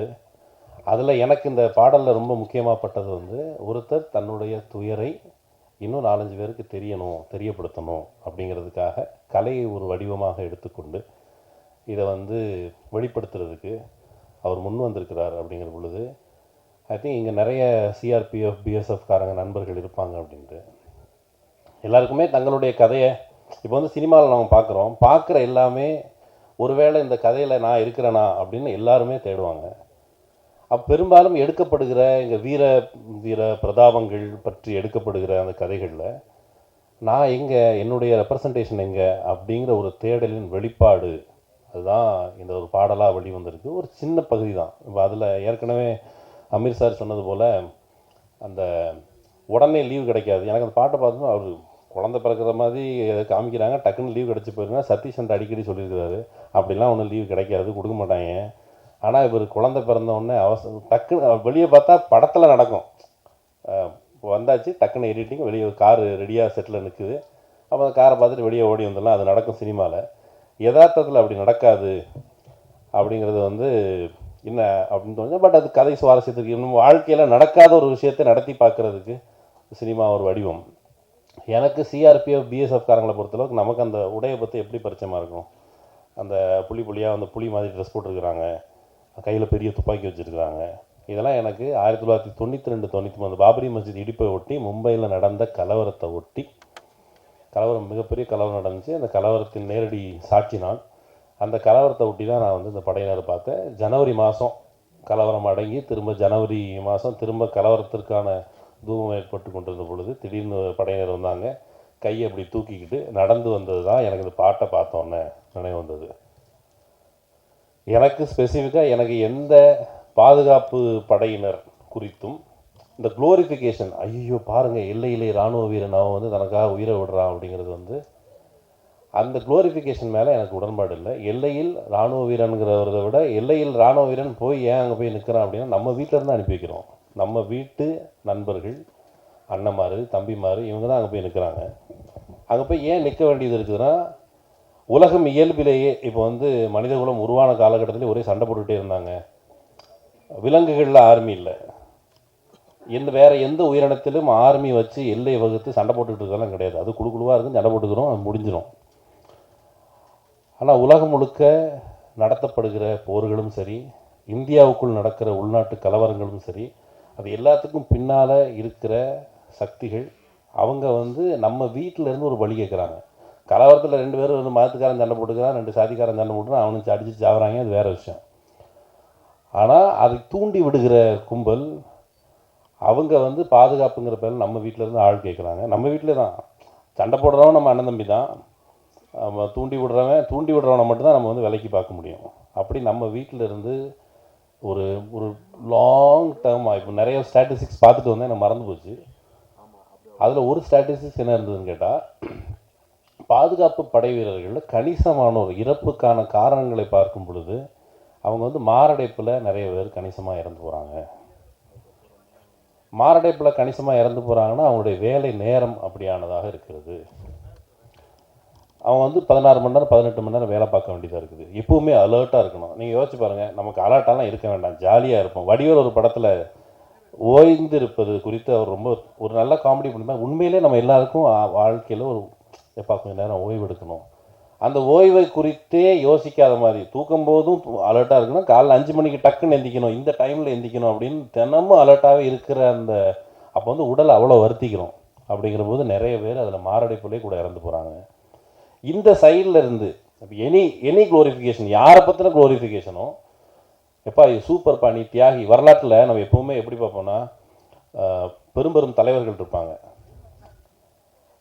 பெரியார் பெரிய தலைவர், அம்பேத்கர் பெரிய தலைவர், மார்க்ஸ் பெரிய தலைவர், அப்புறம் பெரிய பெரிய போராளிகள் பகத்சிங் எல்லாருமே சொல்லுவோம். ஆனால் அந்த குளோரிஃபிகேஷனில் என்ன நடக்கும்னு கேட்டால், எங்கள் வீட்டிலேருந்து யாரும் வர மாட்டாங்க, ஊராவட்டு பிள்ளை அவன் தெருவில் இறங்கி போராடுறான், ஊராவட்டு பிள்ளை அவன் தெருவில் வந்துட்டா அவனை நேர்ந்து விட்டுருக்குங்கிற மாதிரி ஆர்மி, பாதுகாப்பு படை வீரர்கள், எல்லை பாதுகாப்பு படை வீரர்கள் பார்த்தீங்கன்னா குளோரிஃபிகேஷன். அவங்க கேட்குறது என்ன, அவங்க கேட்குறது இதுதான். அந்த பாட்டில் என்ன கேட்டாங்க, எனக்கு இப்போ எல்லாரும் நம்ம வீடுகளில் ஒரு சுப காரியம் நடக்குது, சுபகாரியம் நடக்கும் பொழுது வீட்டில் நம்ம குடும்பத்தோடு இருப்பதற்கான ஒரு உரிமையுடைய வாழ்க்கை, அதுதான் அவன் கேட்குறது. அவர் அந்த படத்தின் வழியாக தன்னோட சகாக்களுக்கு நடக்காத ஒன்றை, இங்கே பாருங்கப்பா, நம்ம வாழ்க்கையில் நடக்கல இது, சரி ஒரு படம் எடுத்து நம்ம பார்த்துப்போம், இதுதான் அவர் சொல்ல விரும்பினது. அப்படி தானே சார்?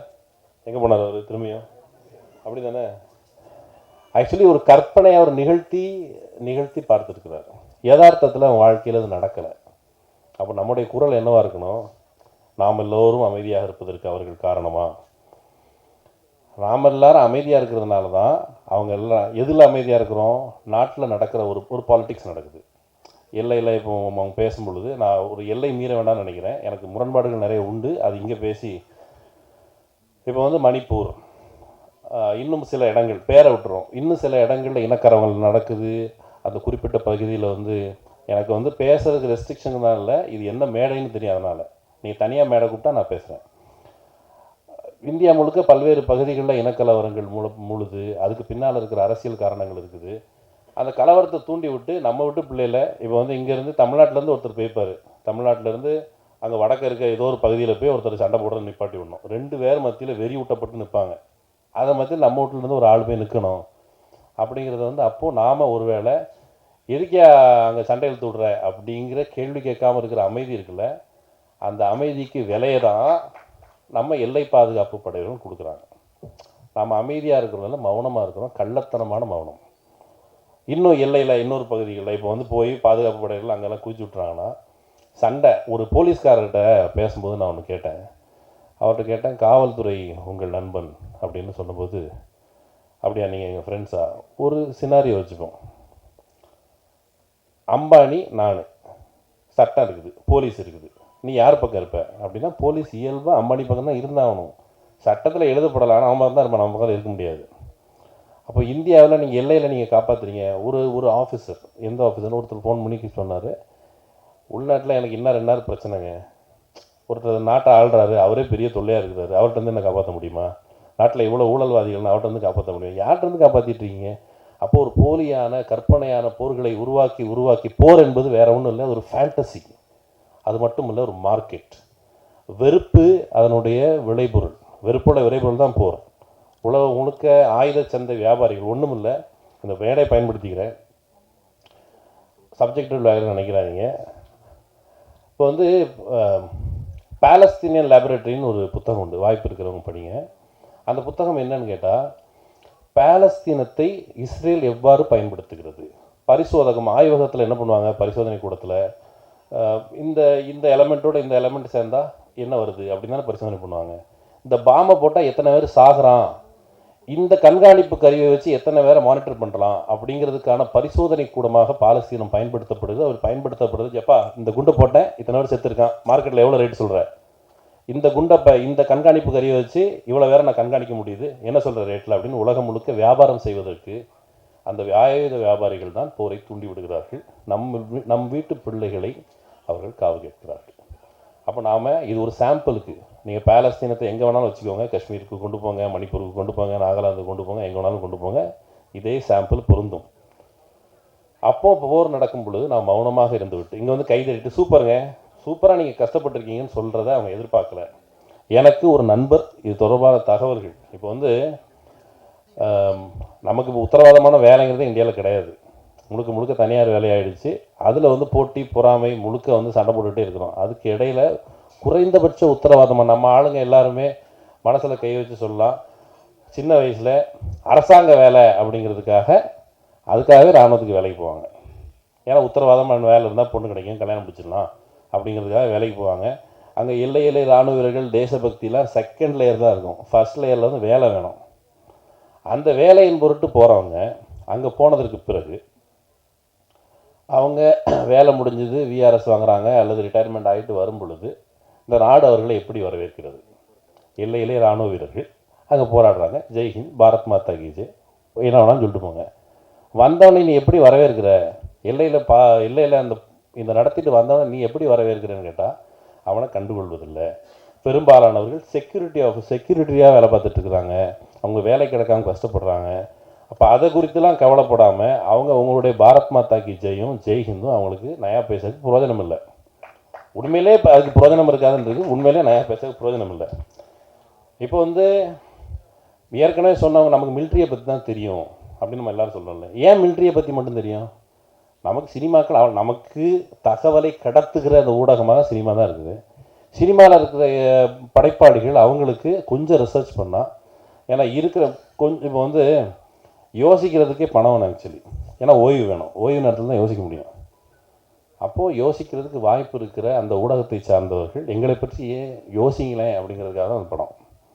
இதை விட்டு இன்னும் பெட்டரான படங்கள், பெட்டரான கதைகள், அமர காவியத்தை கண்டிப்பாக படைக்கலாம். இதுலேருந்து வர்றவங்க இப்போ வந்து சதீஷ் இருக்கிறார், அவர் கதையை நாங்கள் சுருக்கமாக சொல்லிடுறேன். அவர் வந்து தன்னுடைய ஊரில் இருக்கிற கிராமத்தில் இருக்கிற எல்லையை கடக்கிறதுக்கு, கிராமத்தில் ஒரு எல்லை இருக்குது, கிராமத்தை பற்றி தெரிஞ்சவங்களுக்கு தெரியும், ஒரு எல்லை இருக்கும். எல்லா ஊர்லேயும் ஒரு தெருவுக்கும் ஒரு எல்லை இருக்கும். அந்த எல்லையை கடக்கிறதுக்காக எல்லைக்கு போனவர் அவர். நான் வந்து அவருக்கு அந்த கதையை ஏன்ட்ட கொடுத்துருங்க, நான் படம் பண்ணும்போது நான் பண்ணிக்கிறேன்னு சொல்லியிருக்கிறேன். வேறு யாரும் கூட அதை ட்ரை பண்ணலாம். அப்படி தொடர்ச்சியாக சின்ன சின்ன காரணங்களுக்காக, சின்ன சின்ன வாய்ப்புகளுக்காக வெளிநாடுகளுக்கு போகிறாங்க. விஆர்எஸ் வாங்கி வந்தவங்கள முன்னாடி தமிழ்நாடு அரசு, இங்கே வந்திருந்தவங்களுக்கு ஒரு பொறுப்பு இருக்குது. தமிழ்நாடு கவர்மெண்ட் வந்து முதல்ல சர்வீஸில் சேர்த்துட்டு இருந்துச்சு. அப்புறம் வந்து அவங்கள சர்வீஸில் சேர்க்கலை, இப்போ சேர்க்கலை. அப்போ இந்த எல்லை இராணுவ வீரர்கள் பாரத் மாதா கி ஜெய் வச்சு அவங்க என்ன பண்ணுவாங்க? அது பிரயோஜனம் இல்லை. அவங்களுக்கு உரிய பென்ஷனோ அந்த வசதிகளோ இப்போவும் கூட முதலமைச்சருடைய காக்கும் கரங்கள் திட்டத்தில் இப்போ 1 கோடி ரூபாய் கடன் 30% மானியத்திலேருந்து அரசாங்கம் அறிவிச்சிருக்குது. அப்படிங்கிறது அது வந்து இவங்களுக்கு கிடைக்கல. அப்போது இங்கே நீங்கள் எங்களுக்காக இவ்வளவு போராடுறீங்க அப்படிங்கிறவங்க அவங்க என்ன கேட்குறாங்கன்னா, எங்களுக்காகவும் ரொம்ப நாளைக்கு முன்னால் எங்களுக்காகவும் பேசுங்களேன்னு ஒரு சீடியை நான் வாங்கி தெருவா எனக்கு போட்டது நினைவு இருக்குது. அந்த ஈழப்பிரச்சனைக்காக எங்களுக்காகவும் பேசுங்களேன்னு ஒரு சீடி வந்தது. இவங்களும் கேட்குறது எங்களுக்காகவும் பேசுங்களேன், அந்த பிரச்சனைகளை கவனம் எடுத்து பேசுங்க. பேசும் பொழுது தேசபக்தியின் பெயரால் நம் வீட்டு பிள்ளைகளை காவு கேட்பவர்கள்ட்டையும் இருந்து தடுக்கிறதுக்காக பேசும்பொழுது ஒன்றும் இல்லை. இப்போ வந்து ஒரு பேங்க் வாசலில் நிற்கிறவங்களுக்கு எந்த விதமான அச்சுறுத்தலும் இல்லைல்ல, அவங்கள பேங்க் வாசலில் நிற்கிறாங்க. பெரும்பாலும் ரேர்லி அவனால் திருடம் வருவான். அதே போல் எல்லையில் ஒரு வேளை பாதுகாப்புக்கு சும்மா வெள்ளம் வந்தால் நம்ம வந்து அவங்கள தான் கூப்பிடுறோம், ஊருக்குள்ளே ஏதாவது சின்ன பிரச்சனை இருந்தால் அவங்கள தான் கூப்பிடுறோம். அப்போ அவர்கள் மீது கரிசனமாக இருக்க வேண்டும் என்ற கோரிக்கையை அவர் அந்த பாடல் மூலம் வச்சிருக்கிறாரு. அந்த கோரிக்கையை நம்ம பரிசீலிக்கணும் அப்படிங்கிறது தான் என்னுடைய வேண்டுகோள். வாய்ப்புக்கு நன்றி. முதல்ல வந்து ஃபாரூக் சார் வந்து மிகச்சிறந்த நண்பர். 3 டாட்ஸ் அப்படின்னு ஒரு நிறுவனம் ஆரம்பிச்சிருக்கேன், நீங்கள் வரணும் அப்படின்னு சொன்னார். உடனே வந்து ஓகே சார் வர்றேன். வந்து கரெக்டாக ஒரு 4 மணிக்கு தான் எனக்கு சொன்னார். அதுக்கு மேலே ரீச் பண்ண முடியலன்னாரு. உடனே இமீடியட்டாக நான் வந்துடுறேன் சார் அப்படின்ட்டு 5:30லாம் கிளம்பி வந்துட்டேன். முதல்ல வந்து அண்ணன் அமீர் அண்ணன் வந்தோடனே நானும் நம்ம திருமுருகன் சாரும் உட்காந்து பேசிகிட்டு இருந்தோம். இன்னொரு 100 வருஷம் ஆனாலும் நம்ம பருத்தி வீரனையும் ஒரு ராமையும் நம்ம மறக்க முடியாது, சார் வந்திருக்காரு அப்படின்னு அவர் சொன்னார். நானும் சொன்னேன், அண்ணே வணக்கண்ணே. அவர் தமிழ் சினிமாவுன்னு மிகப்பெரிய ஒரு ஆசான் அண்ணன். நான் படம் பண்ணும் போதும் உதவி இயக்குனராக வேலை செய்யும் போதும் பருத்தி வீரனில் யார் வேலை செஞ்சுருந்தாலுமே அவங்க கூட தான் ரொம்ப நேரம் பேசிக்கிட்டே இருப்போம்.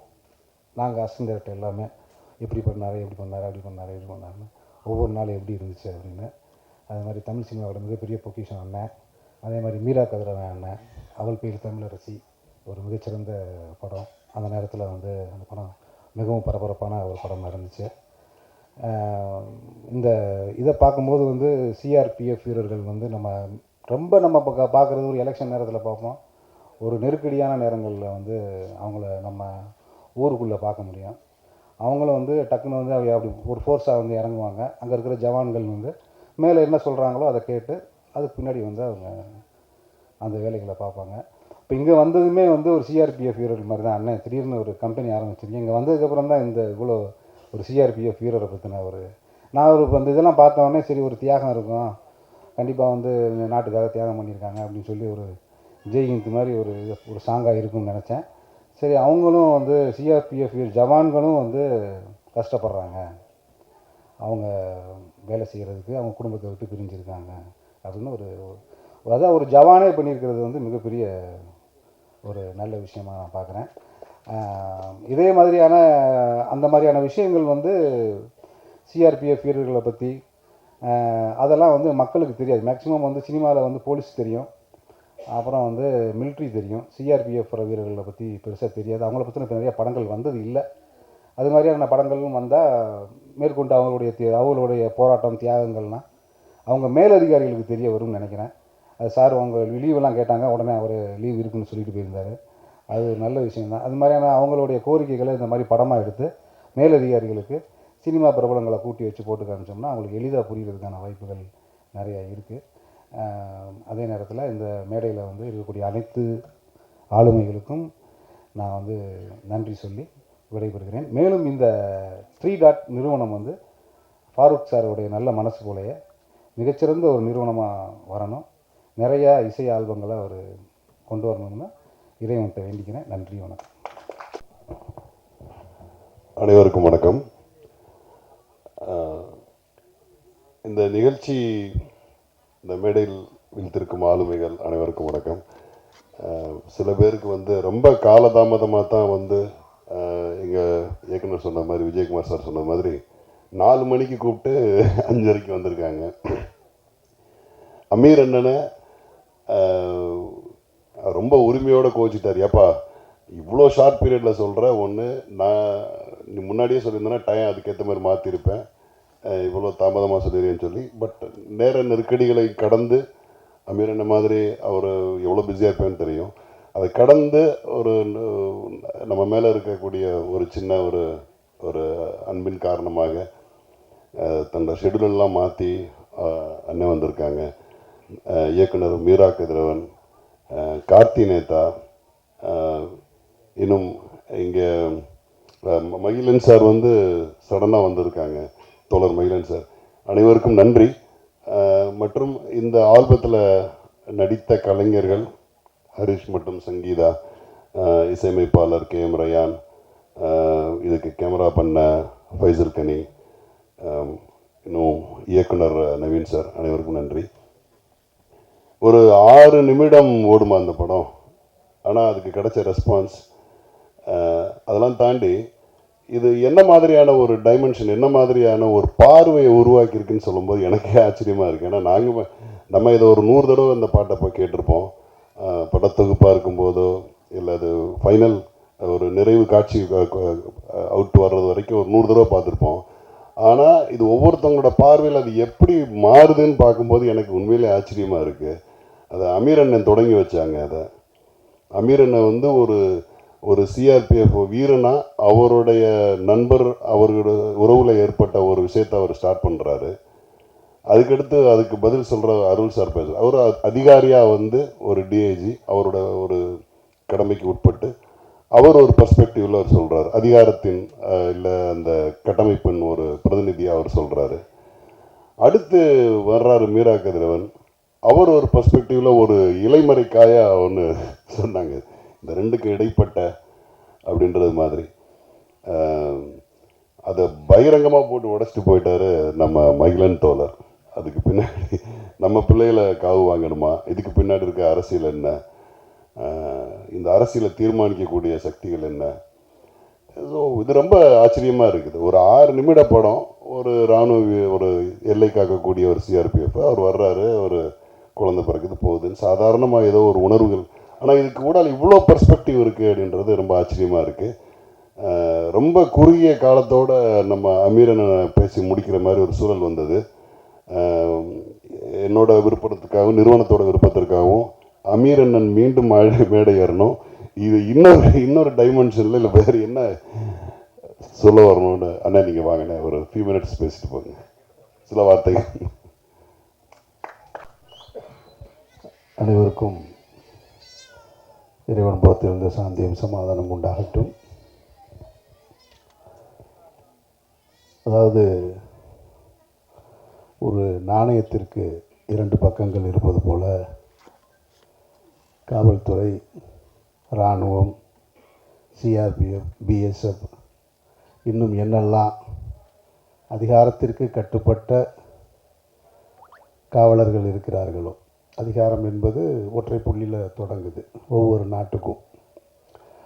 அந்த உச்சத்தில் இருக்கக்கூடிய ஒரு நாட்டின் முதன்மை அமைச்சருக்கு கீழே எல்லாமே வருது.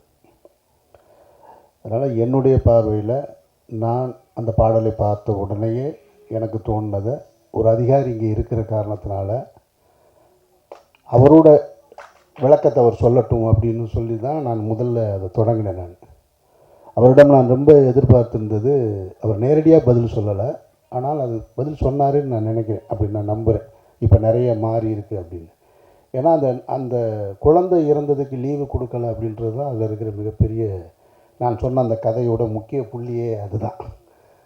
ஆனால் அதை சொல்லலை, இப்போ நிறைய பண்ணியிருக்கோன்னு சொன்னார். இது என்னுடைய பார்வையில். இது நாணயத்தோட ஒரு பக்கம். மறுபக்கத்தை தான் மீரா கதிரவன் புள்ளி வச்சார். மகிழ்நன் வந்து விரிவாக அதை சொல்லிட்டு போயிட்டார். அதிகாரம் மிக வலிமையானது தான், ஆனால் அது யார் கையில் இருக்குது அப்படின்றது. உண்மையிலேயே வந்து இங்கே யார் அப்படின்னா, கட்சிகளாக பிரிந்திருக்கிறவர்கள் யாருன்னு பார்த்தீங்கன்னாக்க மாமன் மச்சான் தான். ஒரு தாய் வயிற்று பிள்ளைகள் தான் எதிர் கட்சியில் இருக்கும். ஒரு தாய் வயிற்று பிள்ளைகள் தான் காவலர்களாக இருக்காங்க, இங்கே ஒடுக்கப்படுறவங்களாகவும் இருக்காங்க. துப்பாக்கி ஆயுதம் ஏந்திய காவலர்களாக நிற்கிறாங்க, இங்கே ஒடுக்கப்படுறவங்களாக இருக்காங்க. நான் இந்த கேள்வியை பலமுறை கேட்டிருக்கிறேன். இது அது குறித்த ஒரு நிகழ்வாக இருந்திருந்தால் நிச்சயமாக நான் நிறைய பேசியிருப்பேன். நான் அதை எங்கே நான் உணர்ந்தேன் அப்படின்னு சொன்னால், இந்த காவிரி போராட்டத்துக்காக நாங்கள் வந்து கடந்த ஒரு 2-3 வருடங்களுக்கு முன்னாடி இங்கே ஒரு IPL நடந்தது. அதை போய் தடுத்து நிறுத்துறதுக்காக ஒரு போராட்டத்துக்கு போயிருந்தோம். நான் தமிழர் கலை இலக்கிய பேரவை சார்பாக இருந்தோம். அதில் எல்லோரும் இருந்தோம். நான் இருந்தேன், அண்ணன் சீமான் இருந்தாங்க, பாரதி ராஜா சொன்னாங்க, வெற்றிமாறன் இருந்தாங்க. எல்லாருமே நாங்கள் அந்த போராட்டத்தில் போய்கிட்டு இருக்கும் பொழுது, காவலர்கள் எப்படி இருக்காங்க, இந்த அவர் சொன்னது மாதிரி புள்ளி புள்ளியாக வச்ச ட்ரெஸ்ஸு போட்டவங்களும் காக்கி ட்ரெஸ்ஸு போட்டவங்களும் யாருக்கு கட்டுப்பட்டு வேலை செய்கிறாங்க அப்படின்னா, அவங்களுக்கு மேலே இருக்கிற அதிகாரிக்கு கட்டுப்பட்டு வேலை செய்கிறாங்க. அப்போது அந்த போராட்டத்தில் போய்கிட்டு இருக்கும் பொழுது உள்ளுக்குள்ளே ஏதோ ஒரு அந்த நிகழ்வு சிலருக்கு தெரிஞ்சிருக்கும், பத்திரிகையாளர்களுக்கு. மயிலனுக்கு நல்ல நினைவு இருக்குன்னு நினைக்கிறேன். ஒரு காவலரை வந்து ஒருத்தரை அடிச்சுக்கிறார். அவர் நாம் தமிழர்னு சொல்லி அதை பிரச்சனையெல்லாம் பண்ணாங்க அந்த டைமில். அப்போ புதுசாக வேலைக்கு சேர்ந்தது போல் இருக்கிறார். ஒரு குறைந்த வயசு, ஒரு 25லேருந்து 26 வயசுக்குள்ளே இருக்கிற ஒரு காவலர் ஒருத்தர்.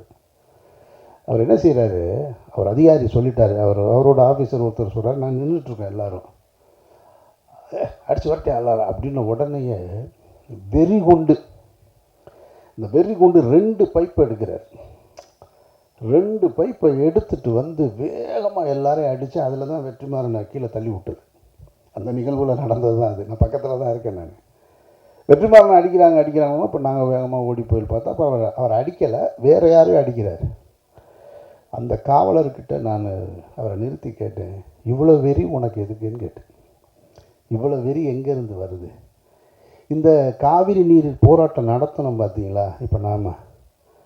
இப்போ நமக்கு காவிரி நீர் நேரடியாக சென்னைக்கு வந்து நம்ம ஒன்றும் பண்ண போகிறதில்ல. அது விவசாயத்துக்கு தேவை, இந்த நாட்டுக்கான இந்த மாநிலத்துக்கான விவசாயத்துக்கு தேவை. அந்த விவசாய குடும்பத்திலிருந்து வந்த ஒருத்தன் தான் அந்த 2 பைப்பை தூக்கிட்டு ஓடி வந்த ஒருத்தன். அவன் யாருக்காக இந்த போராட்டம் நடக்குது, நம்ம யாருக்காக வேலை செய்கிறோன்னு தெரியாமலே இருக்கிறது தான் அரசியல். அதுதான் நாணயத்தோட இன்னொரு பக்கத்தை தான் மகிழ்நன் தெளிவாக சொன்னார்.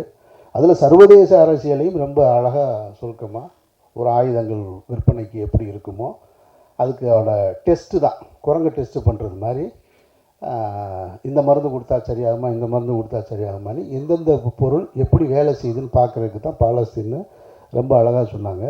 அதனால் 2 பக்கத்தையும் பார்க்கக்கூடிய வாய்ப்பு இந்த இசை நிகழ்ச்சியில் நடந்திருக்கு அப்படின்றத நான் வந்து ரொம்ப சந்தோஷமாக தான் ஏற்றுக்கிறேன் நான். ஏன்னா விவாதம் இல்லாத எந்த ஒரு விஷயமும் தீர்வை நோக்கி நகராது. அதனால் இந்த விவாதம் அவசியமானதாக பார்க்குறேன். மற்றபடி இந்த ஆல்பத்தை பொறுத்த மட்டும் நான் ரசித்த விஷயங்கள் இருக்கு இல்லையா, எனக்கு நான் ரசிச்சிருக்கேன், அது இவங்க தானான்னு எனக்கு தெரியாது. இந்த என்ன வேணும் உனக்கு பாடலை அந்த குரலுக்கு நான் ரசிகன். ஆமாம், அந்த குரலுக்கு நான் ரசிகன். அதை பாடினவங்க இங்கே தான் இருக்காங்கன்ற போது எனக்கு அது சந்தோஷம். அவங்கள பற்றி பேசாமல் விட்டோமே, நம்ம வந்த உடனே வண்டியை வேறு பக்கம் திருப்பிட்டோமேன்னு. அதே மாதிரி 5 வண்ண பூவைக்கும் நான் ரசிகன்.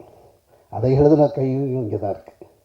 அதனால் இவ்வளவு பெரிய, அதாவது இதில் என்ன ரொம்ப முக்கியமானதுன்னா, ரெண்டுமே வந்து மிகப்பெரிய ஒரு நிறுவனத்தில் மிகப்பெரிய இயக்குனரால் அறிமுகப்படுத்தப்பட்ட அந்த பாடலில் வேலை செஞ்சவங்க இந்த சின்ன ஆல்பத்துக்குள்ளேயும் இருக்கீங்க அப்படின்றது இருக்கு இல்லையா, உங்களை நான் ரொம்ப ரெஸ்பெக்ட் பண்ணுறேன், மதிக்கிறேன், நன்றி.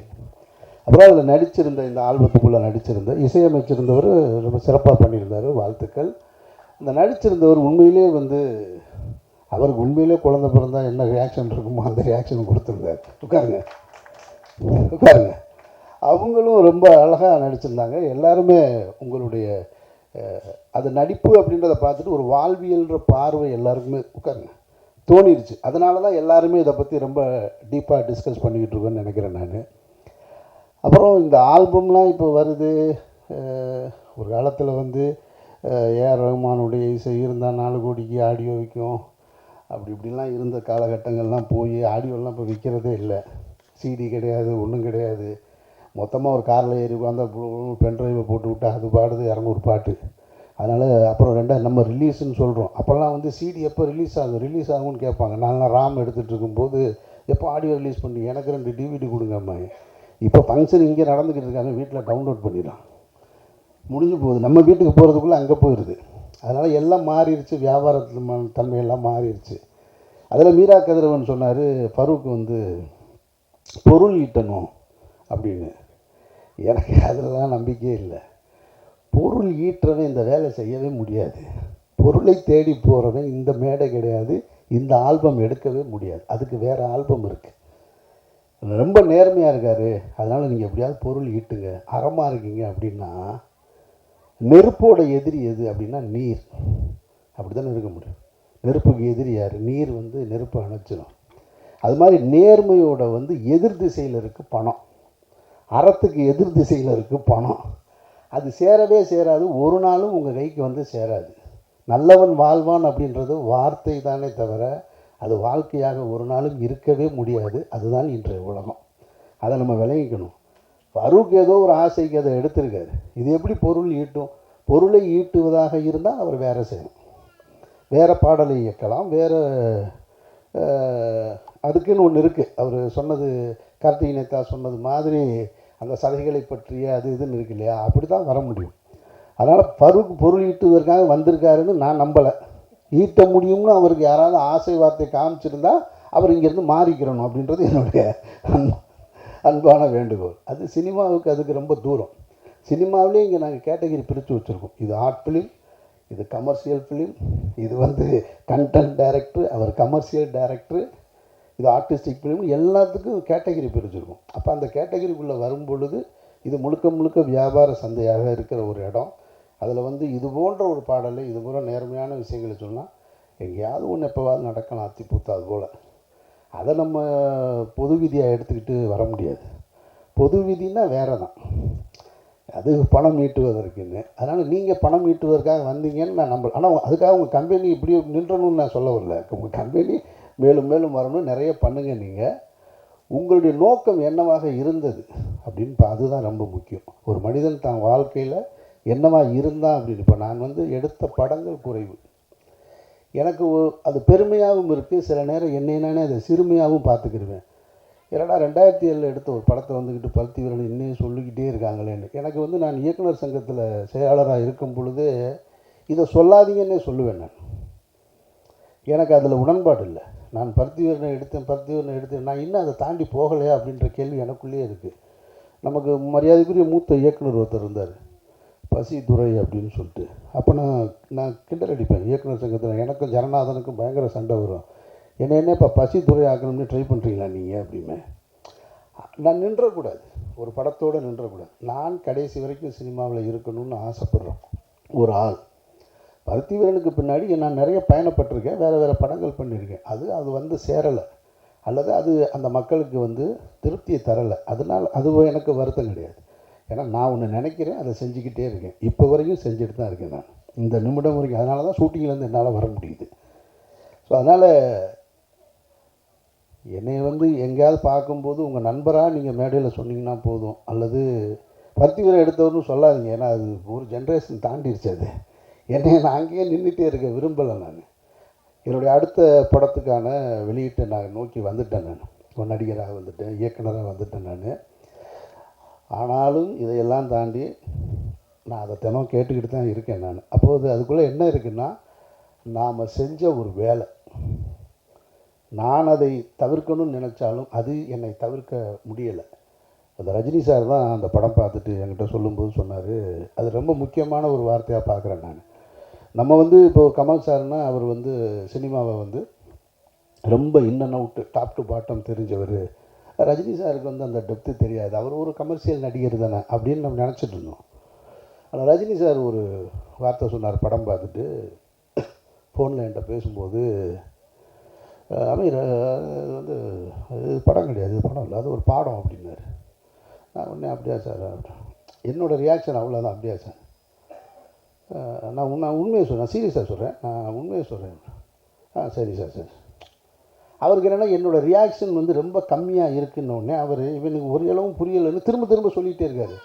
சார் ஓகே சார், ரொம்ப தேங்க்ஸ் சார் அப்படின்னு அவர் சொல்லிட்டு அடுத்த வார்த்தை சொன்னார், அமீர் நான் சொல்கிறேன், சினிமா நீங்கள் வேணான்னு சொன்னாலும் சினிமா உங்களை விடாது அப்படின்னு ஒரு வார்த்தை சொன்னார். இது 2007 எனக்கு சொன்னார். அப்போ நான் யோசிச்சு பார்க்குறேன், நான் இது என்ன எப்படி ஒரு வார்த்தை இது? அப்போது இந்த சினிமாவை எவ்வளவு நேசிச்சிருந்தா, இதை புரிஞ்சிருந்தா அவர்னால இதை சொல்ல முடியும். இப்போ உண்மையிலே நான் படம் அடுத்தடுத்து டைரக்ட் பண்ணுறது குறைஞ்சிட்டு தான் இருக்குது, ஆனாலும் சினிமாவுக்குள்ளே இருந்துக்கிட்டே இருக்கு. எனக்கு ரஜினி சார் சொன்னதை நான் பொருத்தி பார்க்குறேன். நான் அப்போது ஒரு அனுபவஸ்தர் சொன்ன வார்த்தை, அப்போ நம்ம செஞ்ச வேலை சரியாக இருந்திருக்கு, அது என்னை கூட்டிக்கிட்டே வருவது போல் ஃபரூக்குக்கு நீங்கள் செஞ்சுருக்க இந்த வேலை உங்கள் கூட வந்துக்கிட்டே இருக்கும், அப்படி தான் நான் நினைக்கிறேன். அதனால் பணம் கிடைக்குமா கிடைக்காதான்றதெல்லாம் நம்ம கையில் இல்லை, அதெல்லாம் லட்சியம், நிச்சயமாக நடக்குதா இல்லையான்றது அப்புறம் தான். அதனால் எதுவாக இருந்தாலும் இந்த ஒரு முயற்சி, நீங்கள் சின்ன அளவில் ஒன்று தொடங்கின ஒரு கம்பெனி, ஒரு ஆல்பம் இன்றைக்கு பேசு பொருளாக இந்த பிரசாத் ஸ்டுடியோவில் மாறி இருக்கிறது உங்களுடைய முதல் வெற்றியாக பார்க்கிறேன். மற்றபடி இதில் உழைத்திருந்த அத்தனை கலைஞர்களுக்கும் என்னுடைய நெஞ்சார்ந்த வாழ்த்துக்கள், பாராட்டுக்கள். இயக்குனருக்கு மீண்டும் என்னுடைய பாராட்டுக்கள். இந்த நிகழ்ச்சியில் இன்னொரு பரிணாமத்துக்கு இதை அழைச்சிட்டு போன அரசியல் பேசிய என்னுடைய நண்பர் மகிழ்நனுக்கு என்னுடைய வாழ்த்துக்கள். நன்றி. வணக்கம். எனக்கு இதில் சான்ஸ் கொடுத்த ஃபர்ஸ்ட் டைரக்டர் சார் அண்ட் என்னை அழகாக காமிச்ச cameraman sir, editor and music directors எல்லாருக்குமே ரொம்ப நன்றி.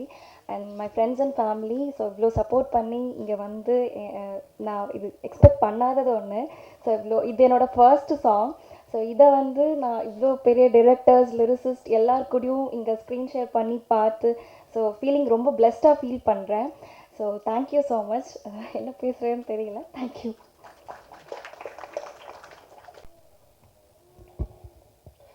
எல்லாருக்கும் வணக்கம். இது என்னோடய முதல் மேடை.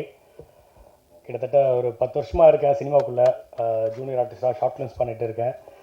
பட் இதுதான் எனக்கு கிடச்ச ஃபஸ்ட்டு ஸ்டேஜ். அதனால் கொஞ்சம் நர்வஸாக இருக்குது. கொஞ்சம் வளரிட்டானா தப்பாக எடுத்து வீடியோவில் ரிப்பீட் போட்டுறாதீங்க, மீம் போட்டுறாதீங்க. ஏன்னா இப்போது நான் காலேஜ் எஸ்ஆர்எம் காலேஜ் படிக்கும்போது ஃப்ரெண்ட்ஸ்லாம் ஷார்ட் ஃபிலிம்ஸ் எடுக்கிறேன்னு சொல்லி சொல்லிக்கிறேன். வந்திருக்க எல்லாருக்கும் நன்றி. ஏன்னா நன்றி சொல்கிற இடத்துக்கும் நான் இல்லை. ஏன்னா எனக்கு தெரியாது இவ்வளோ பெரிய ஒரு ஆப்பர்ச்சுனிட்டியாக அது மாறும்னு எனக்கு தெரியாது. நவீன் சார் கதை சொன்னார், இது மாதிரி ஒரு கான்செப்ட் இருக்குதுன்னு சொன்னார்.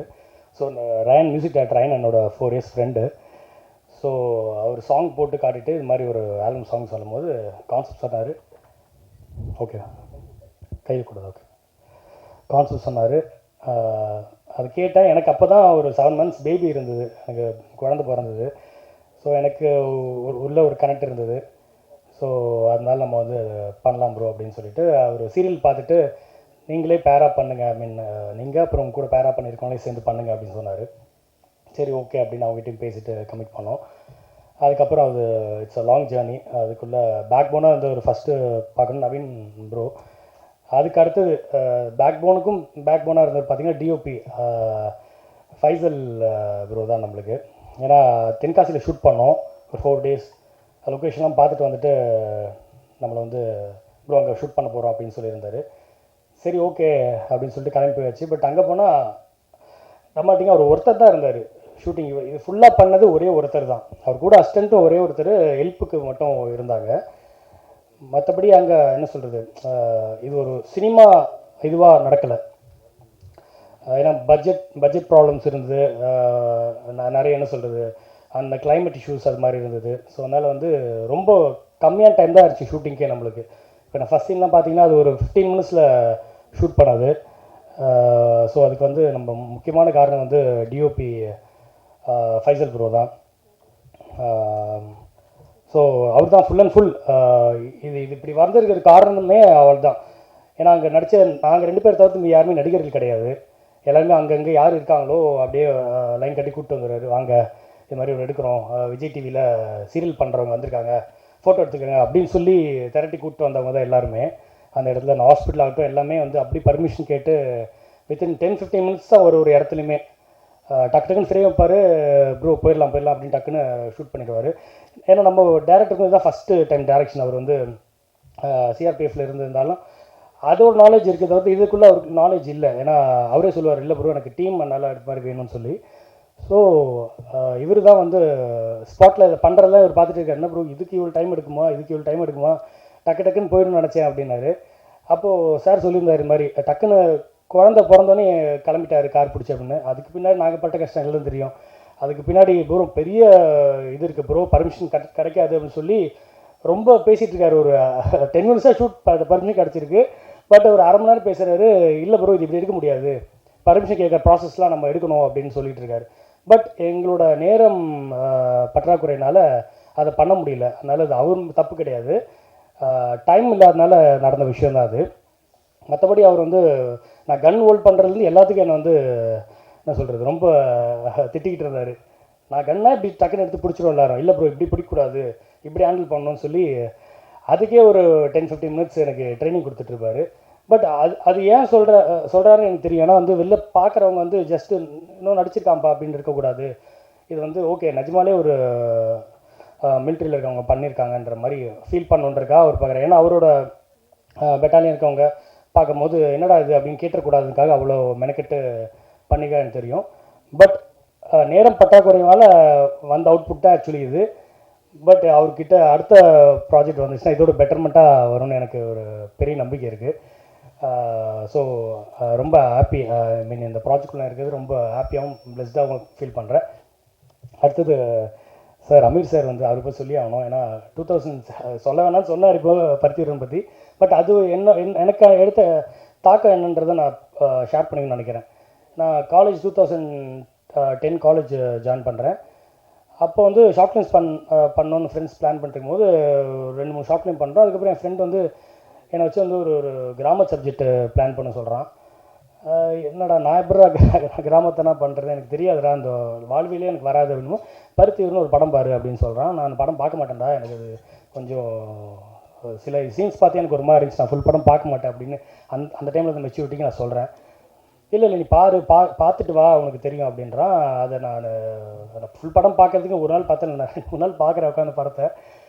நான் அதுவும் எண்டு கிளைமேக்ஸ் சீன்லாம் எனக்கு ஒரு மாதிரி ரொம்ப என்ன சொல்கிறது, ஒரு மாதிரி எப்படி எனக்கு ஃபீல் சொல்கிறேன்னு தெரியல, ஒரு மாதிரி அழறதா இதுவாக இருந்தா ஒரு மாதிரி அந்த ஃபீல் எனக்கு சொல்ல தெரியல. அது மாதிரி இருந்துச்சு. இல்லைடா எனக்கு இது படம் எனக்கு பார்த்துட்டு எனக்கு இது இதுவாக இல்லை அப்படின்றான்.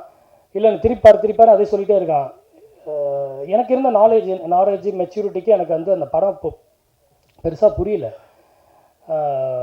ஷார்ட் ஃபிலிம் தானே பண்ணுறோம், வாடா போய் பண்ணலாம் அப்படின்னு. ஸோ அதே மாதிரி லுங்கி கட்டிட்டு அதே மாதிரி ஒரு ஒரு பேக்ராப்பில் நாங்கள் போய் ஷூட் பண்ணிட்டு வரோம். ஸோ அது என்னோடய ஃபஸ்ட் எக்ஸ்பீரியன்ஸ். அதாவது அமித் சார் வந்து எனக்குள்ளே வந்தது வந்து அதுக்கு பார்த்திங்கன்னா வடச்சென்னையில் வந்து சார் நடிச்சிருந்தார். நான் ஜூனியர் ஆர்டிஸ்ட்டாக ஒர்க் பண்ணியிருந்தேன். அப்போ சாரை பின்னாடி இருந்துலாம் பார்த்துருக்கேன் நான். ஓகே இப்படி தான் பருத்திவீரன் டைரக்டர் அமீர் சார் அப்படின்னு. ஸோ அப்போ பார்க்கும்போது நான் பின்னாடி நின்றுருப்பேன், சார் பர்ஃபார்ம் பண்ணிகிட்ருப்பார். அதெல்லாம் பார்க்கும்போது ஒரே கூஸ் பம்ப்ஸாக இருக்கும், நம்ம நிற்கிற இடம் ரியலாக இல்லையா அப்படின்னு, சார் ரியலாக இருக்குன்னு. இப்போ எனக்கு அதே மாதிரி ஒரு ஃபீல் தான். ஏன்னா இவ்வளோ பேர் வந்து நான் நடித்ததை பொறுமையாக உட்காந்து பார்த்துருக்காங்க. பார்த்துட்டு அதை பற்றின ஒரு விவாதம் போகுது அப்படின்னா கொஞ்சம் ரொம்ப சந்தோஷமாக தான் இருக்குது எனக்கு அது சொல்கிறதுக்கு. ஸோ அப்புறம் நம்ம 3 டாட் ஸ்டுடியோ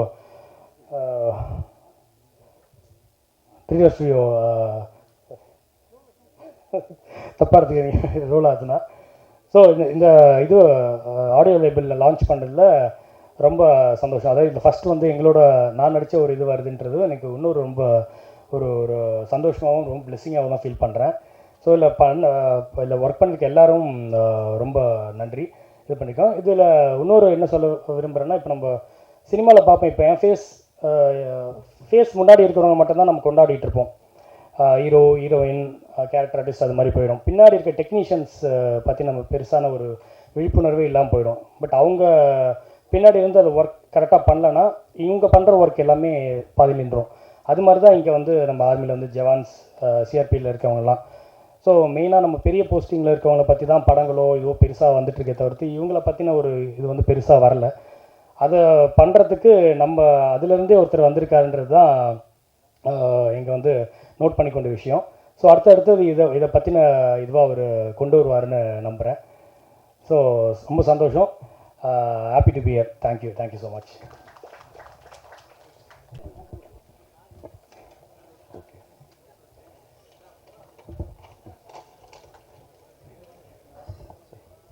சார் எல்லாருக்கும் வணக்கம். இல்லை ஃபஸ்ட் டைம் சார் பண்ணுங்க.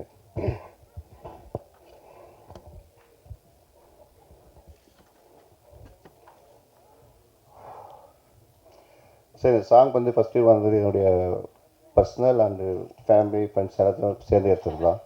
இது ஐடியா வந்து ஃபஸ்ட்டு என்னோடய ஃப்ரெண்டாளுக்கு ஷேர் பண்ணேன். அப்புறம் கேஎம் ரியான் சார்கிட்ட ஸ்டோரி சொல்கிறப்போ என்னை நம்பி சாங் பண்ணார். அதுக்கப்புறம் ஷூட்டுக்கு பிளான் பண்ணுறப்போ ஃபைசல் ப்ரோ அவர்கிட்ட சொன்னேன். ஹரிஷ் ப்ரோ சொன்ன மாதிரி எனக்கு ஃபஸ்ட் டைம் அவங்க வந்து ஆல்மோஸ்ட் ஒரு 17 இயர்ஸ் வந்து சினிஃபீல்ட் ஒர்க் பண்ணார். நான் ஃபஸ்ட் டைம் சொல்கிறதுனால வந்து அவர் எதுவுமே கோச்சிக்காமல் இது பண்ணாலும் நான் என்ன கேட்கணும் நல்லா புரிஞ்சுக்கிட்டு ஒவ்வொரு விஷயத்தையும் ஃபுல்லாக சப்போர்ட் பண்ணி அவர் மேக்ஸிமம் இது ரொம்ப ஹெல்ப் பண்ணாங்க. இதாவது சாங் முடிச்சுட்டு வெளியே வரப்போ வந்து லேபிள்ஸ் பேசுகிறப்போ வந்து சார் வந்து ஃபருக் சார் 3 டாட்ஸ் ஒரு கம்பெனி லான்ச் பண்ணுறதே பெரிய விஷயம். அதுவும் இந்த சாங்கை வந்து ஃபுல் அண்ட் ஃபுல் அவர் ட்ரஸ்ட் பண்ணி இல்லை இது பண்ணலாம் அப்படின்னு சொல்லி ரொம்ப ரொம்ப தேங்க்ஸ் சார் எனக்கு. அண்ட் வந்திருக்க சீஃப் கெஸ்ட் ஃபாரூக் சார் சொல்லி அமீர் சார் வந்தார். அமீர் சாருக்கு special thanks sir. Out sir Meera Kavin sir thank you sir. Sir வந்திருக்க எல்லா chief guest Thirumurugan sir, Karthik Netha sir, Rakesh sir and Santhkumar sir, Alexander Joy ma'am, Chagos எல்லாம் தேங்க்யூ சார். ஃபஸ்ட் ஸோ அது thank you sir. First time study ஆகணும் பேசவில்லை. Sir best. Thank you sir.